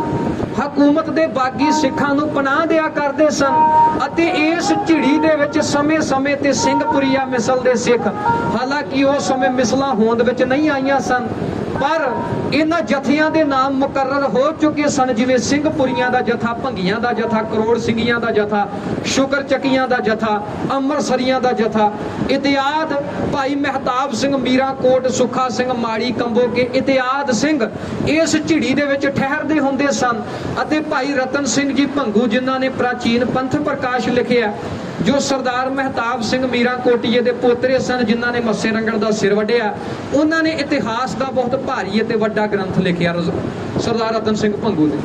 ਉਹਨਾਂ ਨੇ ਪੰਥ ਪ੍ਰਕਾਸ਼ ਵਿੱਚ ਅੰਕਿਤ ਕੀਤਾ ਕਿ ਸਰਦਾਰ ਮਹਿਤਾਬ ਸਿੰਘ ਮੀਰਾਂਕੋਟੀਏ ਦਾ ਭਾਈ ਤਾਰੂ ਸਿੰਘ ਜੀ ਦੇ ਨਾਲ ਅਥਾਹ ਪ੍ਰੇਮ ਸੀ ਤੇ ਹਰ ਵੇਲੇ ਹੀ ਇਸ ਝਿੜੀ ਦੇ ਵਿੱਚ ਜਦੋਂ ਭਾਈ ਮਹਿਤਾਬ ਸਿੰਘ ਆਉਂਦੇ ਸਨ ਤਾਂ ਭਾਈ ਤਾਰੂ ਸਿੰਘ ਜੀ ਪੂਲੇ ਪਿੰਡ ਦੇ ਰਹਿਣ ਵਾਲੇ ਸਦਾ ਹੀ ਉਹਨਾਂ ਨੂੰ ਮਿਲ ਕੇ ਅਤੇ ਉਹਨਾਂ ਦੀ ਹਮਾਇਤ ਦੇ ਵਿੱਚ ਸਦਾ ਹੀ ਤਤਪਰ ਰਹਿੰਦੇ ਸਨ। ਹੁਣ ਰਹੀਮ ਬਖਸ਼ ਮਾਸ਼ੀ ਲਾਹੌਰ ਤੋਂ ਤੁਰਿਆ ਹੈ ਪੱਟੀ ਵੱਲ ਨੂੰ, ਉਸ ਨੂੰ ਸ਼ਾਮ ਪੈ ਗਈ, ਆਥਣ ਹੋ ਗਈ, ਦਿਨ ਡੁੱਬ ਗਿਆ। ਸੂਰਜ ਡੁੱਬੇ ਦੇ ਦੌਰਾਨ ਉਹ ਪਿੰਡ ਪੂਲੇ ਪੁੱਜੇ। ਪਿੰਡ ਪੂਲੇ ਦੇ ਵਿੱਚ ਕਿਸੇ ਸੱਜਣ ਤੋਂ ਪੁੱਛਿਆ ਕਿ ਇੱਥੇ ਇੱਕ ਭਾਈ ਤਾਰੂ ਸਿੰਘ ਨਾਮ ਦਾ ਇੱਕ ਧਰਮਾਤਮਾ ਵਸਦਾ ਹੈ, ਉਹਦੇ ਘਰ ਦਾ ਰਸਤਾ ਮੈਨੂੰ ਦੱਸ ਦੇਵੋ। ਰਾਹੀ ਦੇ ਰਹੀਮ ਬਖਸ਼ ਨੇ ਕਿਸੇ ਰਾਹੀ ਦੇ ਕੋਲੋਂ ਜਾਂ ਪਿੰਡ ਦੇ ਰਹਿਣ ਵਾਲੇ ਕਿਸੇ ਬਸ਼ਿੰਦੇ ਦੇ ਕੋਲੋਂ ਭਾਈ ਤਾਰੂ ਸਿੰਘ ਜੀ ਦਾ ਰਸਤਾ, ਉਹਨਾਂ ਦੇ ਘਰ ਦਾ ਰਸਤਾ ਮਾਲੂਮ ਕੀਤਾ। ਮੰਜ਼ਲਾਂ ਮਾਰਦਾ ਹੋਇਆ ਰਹੀਮ ਬਖਸ਼ ਮਾਛੀ ਭਾਈ ਤਾਰੂ ਸਿੰਘ ਜੀ ਦੀਆਂ ਬਰੂਆਂ ਦੇ ਸਾਹਮਣੇ ਖੜ ਗਏ।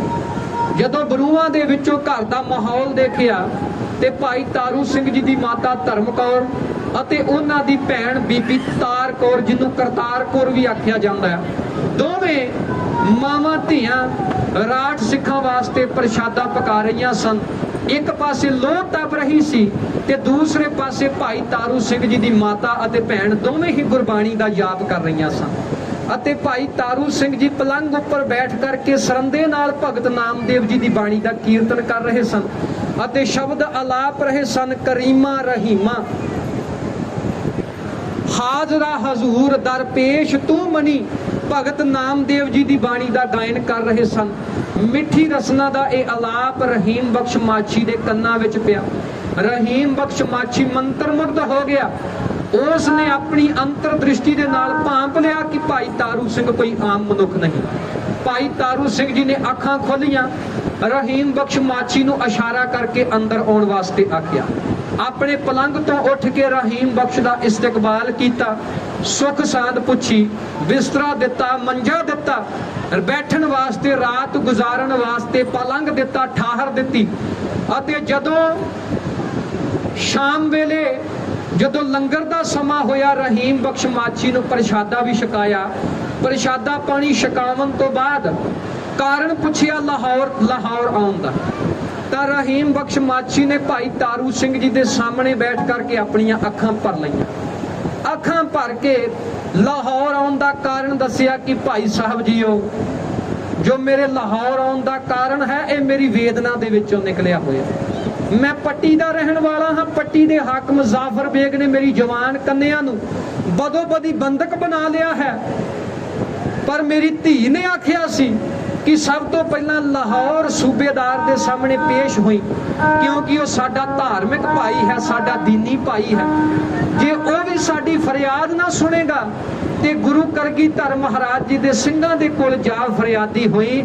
ਇਹਨਾਂ ਦੋ ਸਰਕਾਰਾਂ ਨੂੰ ਮੁੱਖ ਰੱਖ ਕੇ ਸਭ ਤੋਂ ਪਹਿਲਾਂ ਮੈਂ ਲਾਹੌਰ ਗਿਆ ਸੀ, ਹੁਣ ਲਾਹੌਰ ਤੋਂ ਨਿਰਾਸ਼ ਹੋ ਕਰਕੇ ਮੈਂ ਤੁਹਾਡੇ ਕੋਲ ਆਪਣਿਆ ਹਾਂ। ਰਹੀਮ ਬਖਸ਼ ਮਾਛੀ ਇੱਕ ਪਾਸੇ ਪਲੰਗ ਦੇ ਖੱਬੇ ਪਾਸੇ ਭਾਈ ਤਾਰੂ ਸਿੰਘ ਜੀ ਵੀਰ ਆਸਣ ਬੈਠੇ ਨੇ।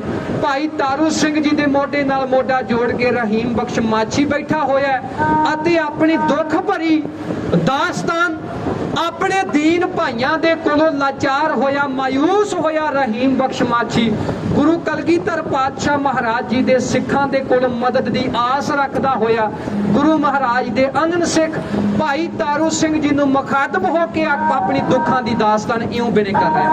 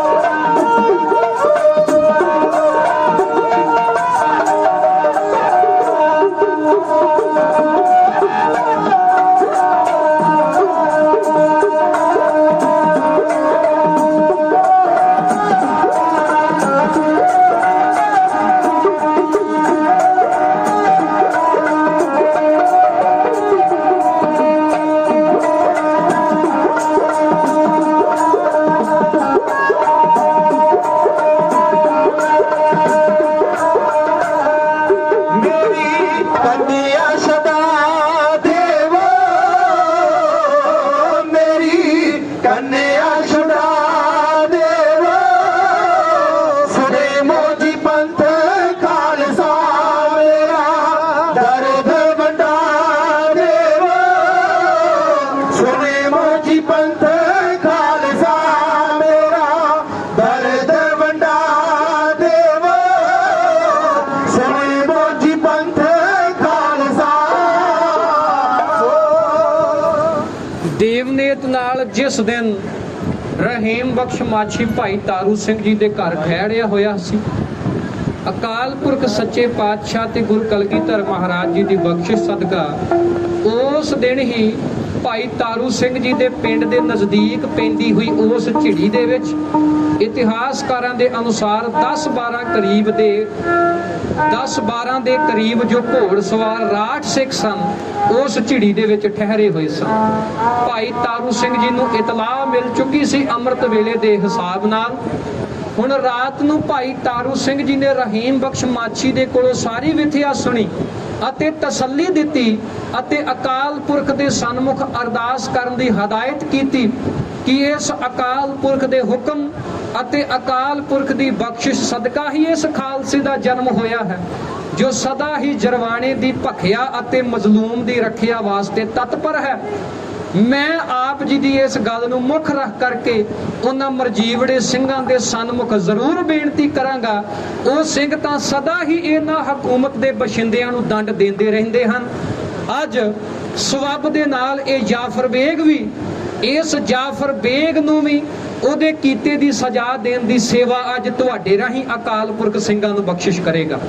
ਸੋ ਇਸ ਕਾਰਜ ਨੂੰ ਅਕਾਲ ਪੁਰਖ ਵੱਲੋਂ ਬਖਸ਼ਿਸ਼ ਕੀਤੀ ਹੋਈ ਸੇਵਾ ਜਾਣ ਕਰਕੇ ਭਾਈ ਤਾਰੂ ਸਿੰਘ ਜੀ ਨੇ ਆਪਣੇ ਜ਼ਿੰਮੇ ਲਿਆ। ਰਾਤ ਬੀਤੀ ਅੰਮ੍ਰਿਤ ਵੇਲਾ ਹੋਇਆ। ਅੰਮ੍ਰਿਤ ਵੇਲੇ ਦੇ ਦੌਰਾਨ ਜੋ ਇੱਕ ਸਿੱਖ ਦੀ ਨਿੱਤ ਦੀ ਕਾਰ ਹੁੰਦੀ ਹੈ ਕਿ ਅੰਮ੍ਰਿਤ ਵੇਲੇ ਉੱਠ ਕਰਕੇ ਇਸ਼ਨਾਨ ਕਰਕੇ ਨਾਮ ਬਾਣੀ ਦੇ ਅਭਿਆਸ ਤੋਂ ਬਾਅਦ ਪ੍ਰਸ਼ਾਦਾ ਤਿਆਰ ਕਰਨਾ ਅਤੇ ਛਕਣਾ, ਇਸ ਸਮੁੱਚੀ ਕਾਰ ਦਾ ਰਹੀਮ ਬਖਸ਼ ਮਾਛੀ ਦੇ ਮਨ ਉੱਪਰ ਬਹੁਤ ਗਹਿਰਾ ਅਸਰ ਹੋਇਆ। ਉਹਦੇ ਮਨ ਨੇ ਸਹਿਜ ਸੁਭਾਏ ਹੀ ਆਖਿਆ ਕਿ ਸਿੱਖ ਇੰਨੇ ਨੇਕ ਹਨ, ਇੰਨੇ ਫਰਾਖ ਦਿਲ ਹਨ, ਇੰਨੇ ਧਰਮੀ ਹਨ, ਇੰਨੇ ਦੀਨੀ ਹਨ, ਪਰ ਫਿਰ ਵੀ ਹਕੂਮਤ ਇਹਨਾਂ ਸਿੱਖਾਂ ਦੀ ਵੈਰੀ ਪਤਾ ਨਹੀਂ ਕਿਉਂ ਬਣੀ ਬੈਠੀ ਹੈ। ਰਹੀਮ ਬਖਸ਼ ਦੇ ਮਨ ਨੇ ਸਹਿਜ ਸੁਭਾਏ ਹੀ ਆਪਣੇ ਆਪ ਨੂੰ ਇਹ ਸਵਾਲ ਪੁੱਛਿਆ। ਰਾਤ ਬੀਤੀ ਅੰਮ੍ਰਿਤ ਵੇਲਾ ਹੋਇਆ। ਭਾਈ ਤਾਰੂ ਸਿੰਘ ਜੀ ਨੂੰ ਸੁਨੇਹਾ ਮਿਲ ਚੁੱਕਾ ਸੀ, ਕਿਉਂਕਿ ਦਿਲਾਂ ਦੀ ਭਾਈਆਂ ਦੀ ਭਾਈ ਜਾਣਨ ਵਾਲੇ ਹੁੰਦੇ ਨੇ। ਇਸ ਤੋਂ ਇਲਾਵਾ ਭਾਈ ਤਾਰੂ ਸਿੰਘ ਜੀ ਨੇ ਸਿੰਘਾਂ ਦੇ ਨਾਲ ਰਾਬਤੇ ਦਾ ਇੱਕ ਢੰਗ ਤਰੀਕਾ ਵੀ ਮੁਕਰਰ ਕੀਤਾ ਹੋਇਆ ਸੀ ਜੋ ਉਹਨਾਂ ਦਾ ਆਪਣਾ ਸੀ। ਉਹਦੇ ਤਹਿਤ ਭਾਈ ਤਾਰੂ ਸਿੰਘ ਜੀ ਨੂੰ ਇਹ ਖਬਰ ਮਿਲੀ ਜਾਂ ਭਾਈ ਤਾਰੂ ਸਿੰਘ ਜੀ ਇਹ ਜਾਣ ਚੁੱਕੇ ਸਨ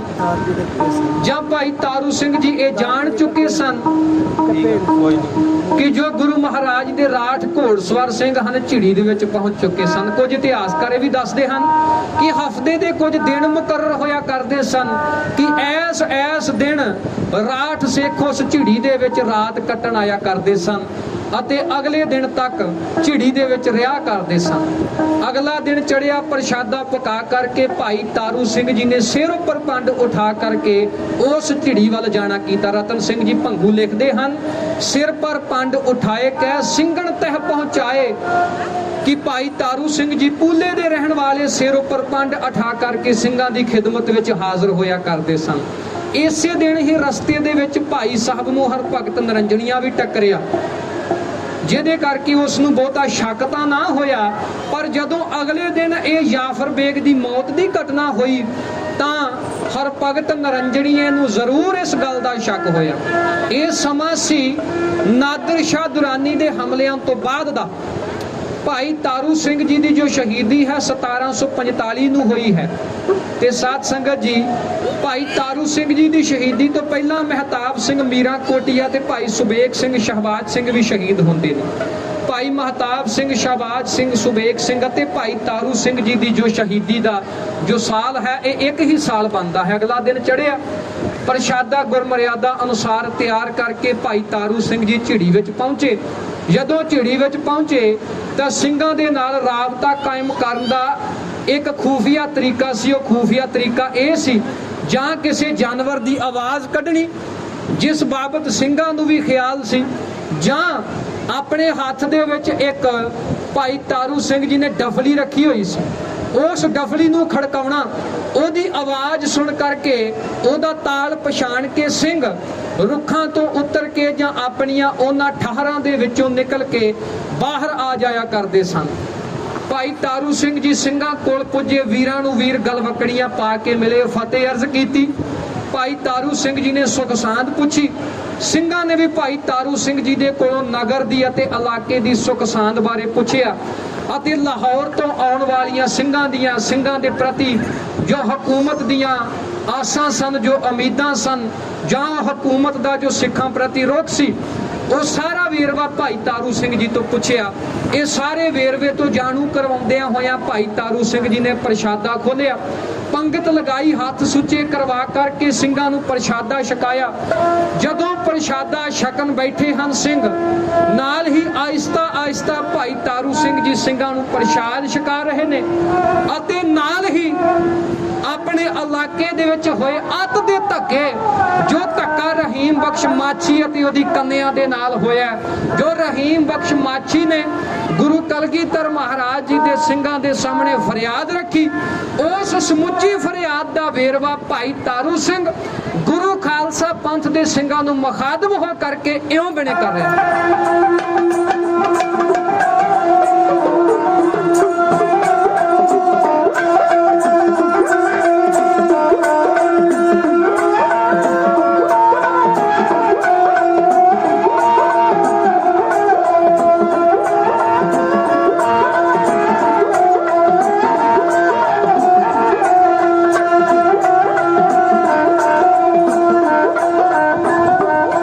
ਉਹ ਜਦੋਂ ਕਿਸੇ ਵਿਦੇਸ਼ ਦੇ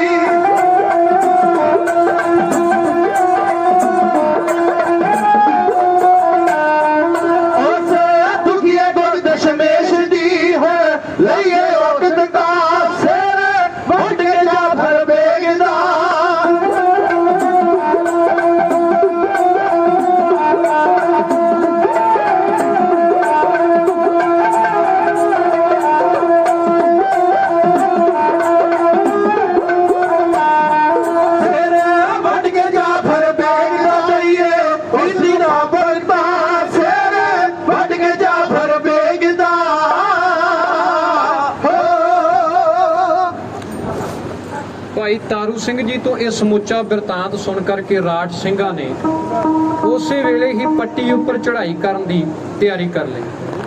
ਭਾਈ ਤਾਰੂ ਸਿੰਘ ਜੀ ਨੇ ਹਦਾਇਤ ਕੀਤੀ ਕਿ ਇਸ ਰਹੀਮ ਬਖਸ਼ ਮਾਸ਼ੀ ਨੂੰ ਪਿੰਡ ਦੀ ਜੂਹ ਵਿੱਚ ਛੱਡ ਦਿੱਤਾ ਜਾਵੇ ਅਤੇ ਸਾਡੇ ਨਾਲ ਰਾਬਤਾ ਕਰਾ ਦਿੱਤਾ ਜਾਵੇ ਤਾਂ ਜੋ ਇਹ ਪੱਟੀ ਸ਼ਹਿਰ ਤੱਕ ਪਹੁੰਚਣ ਵਾਸਤੇ ਸਾਡੀ ਅਗਵਾਈ ਕਰ ਸਕਣ। ਸੋ ਸਾਧ ਸੰਗਤ ਜੀ, ਮੈਂ ਸੰਖੇਪ 'ਚ ਹੀ ਰੱਖਾਂ, ਕੁਝ ਕੁ ਇਤਿਹਾਸਕ ਤੱਥ ਕਰਕੇ ਮੈਂ ਵਾਰ ਦੀ ਸਾਂਝ ਆਪ ਜੀ ਦੇ ਨਾਲ ਪਵਾ ਦੇਵਾਂ। ਜੋ ਇਸ 10-12 ਦੇ ਕਰੀਬ ਘੋੜਸਵਾਰ ਸਿੰਘਾਂ ਦਾ ਜੋ ਦਲ ਸੀ, ਇਸ ਦੀ ਅਗਵਾਈ ਸਰਦਾਰ ਮਹਿਤਾਬ ਸਿੰਘ ਮੀਰਾਂ ਕੋਟੀਆ ਜੀ ਕਰ ਰਹੇ ਸਨ। ਸਰਦਾਰ ਮਹਿਤਾਬ ਸਿੰਘ ਦੀ ਅਗਵਾਈ ਵਿੱਚ ਪਿੰਡ ਪੂਲੇ ਤੋਂ ਇਹ ਦਲ ਖਾਲਸਾ, ਇਹ 10-12 ਘੋੜਸਵਾਰ ਸਿੰਘਾਂ ਦਾ ਦਲ ਮਾਰੋ-ਮਾਰ ਕਰਦਾ ਹੋਇਆ ਪੱਟੀ ਦੀ ਜੂਹ ਵਿੱਚ ਅਪੜਿਆ। ਜੋ ਰਸਤੇ ਦੇ ਵਿੱਚ ਅਰਦਲੀ ਖੜੇ ਸਨ, ਤਲਵਾਰ ਦੀ ਧਾਰ ਲੰਗਾ ਦਿੱਤੇ ਗਏ। ਅਗਾਂਹ ਹਵੇਲੀ ਦੇ ਵਿੱਚ ਜਾ ਕਰਕੇ ਰਹੀਮ ਬਖਸ਼ ਮਾਛੀ ਦੇ ਤਹਿਤ ਹਵੇਲੀ ਦਾ ਦਰਵਾਜ਼ਾ ਖੁਲਵਾ ਦਿੱਤਾ ਅਤੇ ਪਹਿਰੇ ਦੇ ਉੱਪਰ ਖੜੇ ਹੋਏ ਉਹਨਾਂ ਸਿਪਾਹੀਆਂ ਨੂੰ ਵੀ ਤੇਗ ਦੀ ਧਾਰ ਲੰਗਾ ਦਿੱਤਾ। ਹੁਣ ਸਾਹਮਣੇ ਰਹਿ ਗਿਆ ਸੀ ਸਿਰਫ ਤੇ ਸਿਰਫ ਜਾਫਰ ਬੇਗ, ਅਤੇ ਜਾਫਰ ਬੇਗ ਦੀ ਤਹਿਤ ਦੇ ਵਿੱਚ ਉਹ ਬੀਬੀ ਸਲਮਾ ਜੀ ਦਾ ਸੱਤ ਬਚਾਉਣ ਵਾਸਤੇ ਇਹ ਸਮੁੱਚਾ ਪ੍ਰਕਰਨ ਗੁਰੂ ਖਾਲਸਾ ਪੰਥ ਨੇ ਸਰੰਜਾਮ ਦਿੱਤਾ ਸੀ। ਸੋ ਸਾਧ ਸੰਗਤ ਜੀ, ਜਾਫਰ ਬੇਗ ਜੋ ਖੁਦਾ ਭੁਲਾ ਕੇ, ਰੱਬ ਦਾ ਖੌਫ ਭੁਲਾ ਕਰਕੇ ਆਪਣੀ ਉਸ ਰਹਾਇਸ਼ ਗਾਹ ਦੇ ਉਸ ਭੋਰੇ ਦੇ ਵਿੱਚ ਤਾਇਨਾਤ ਬੈਠਾ ਹੋਇਆ ਸੀ।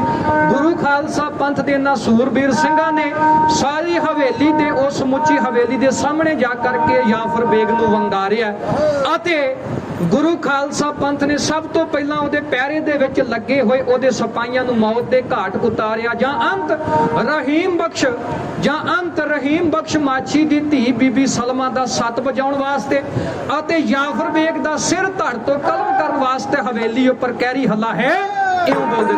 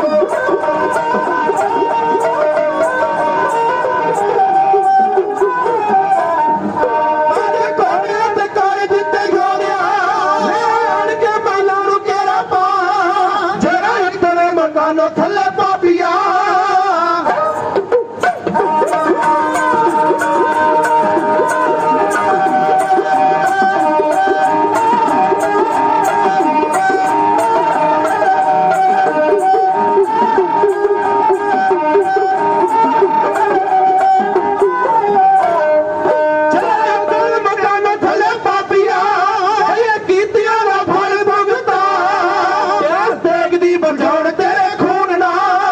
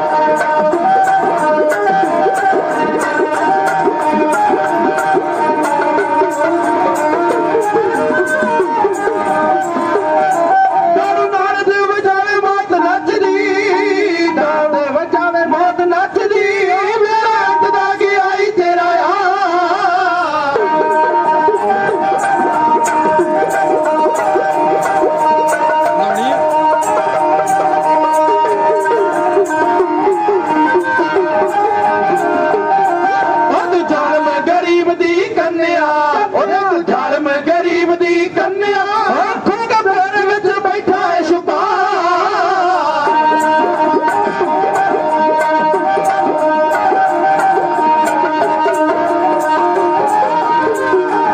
ਜ਼ਾਲਮਾਂ ਗਰੀਬ ਦੀ ਇਹਨੀ ਆ ਕੇ ਮਹਿਤਾਬ ਸਿੰਘ ਸੂਰਮੇ ਇਹਨੀ ਆ ਕੇ ਮਹਿਤਾਬ ਸਿੰਘ ਸੂਰਮੇ ਜਾਤੀ ਜਗਾਰਾ ਦਿੱਤਾ ਲਾ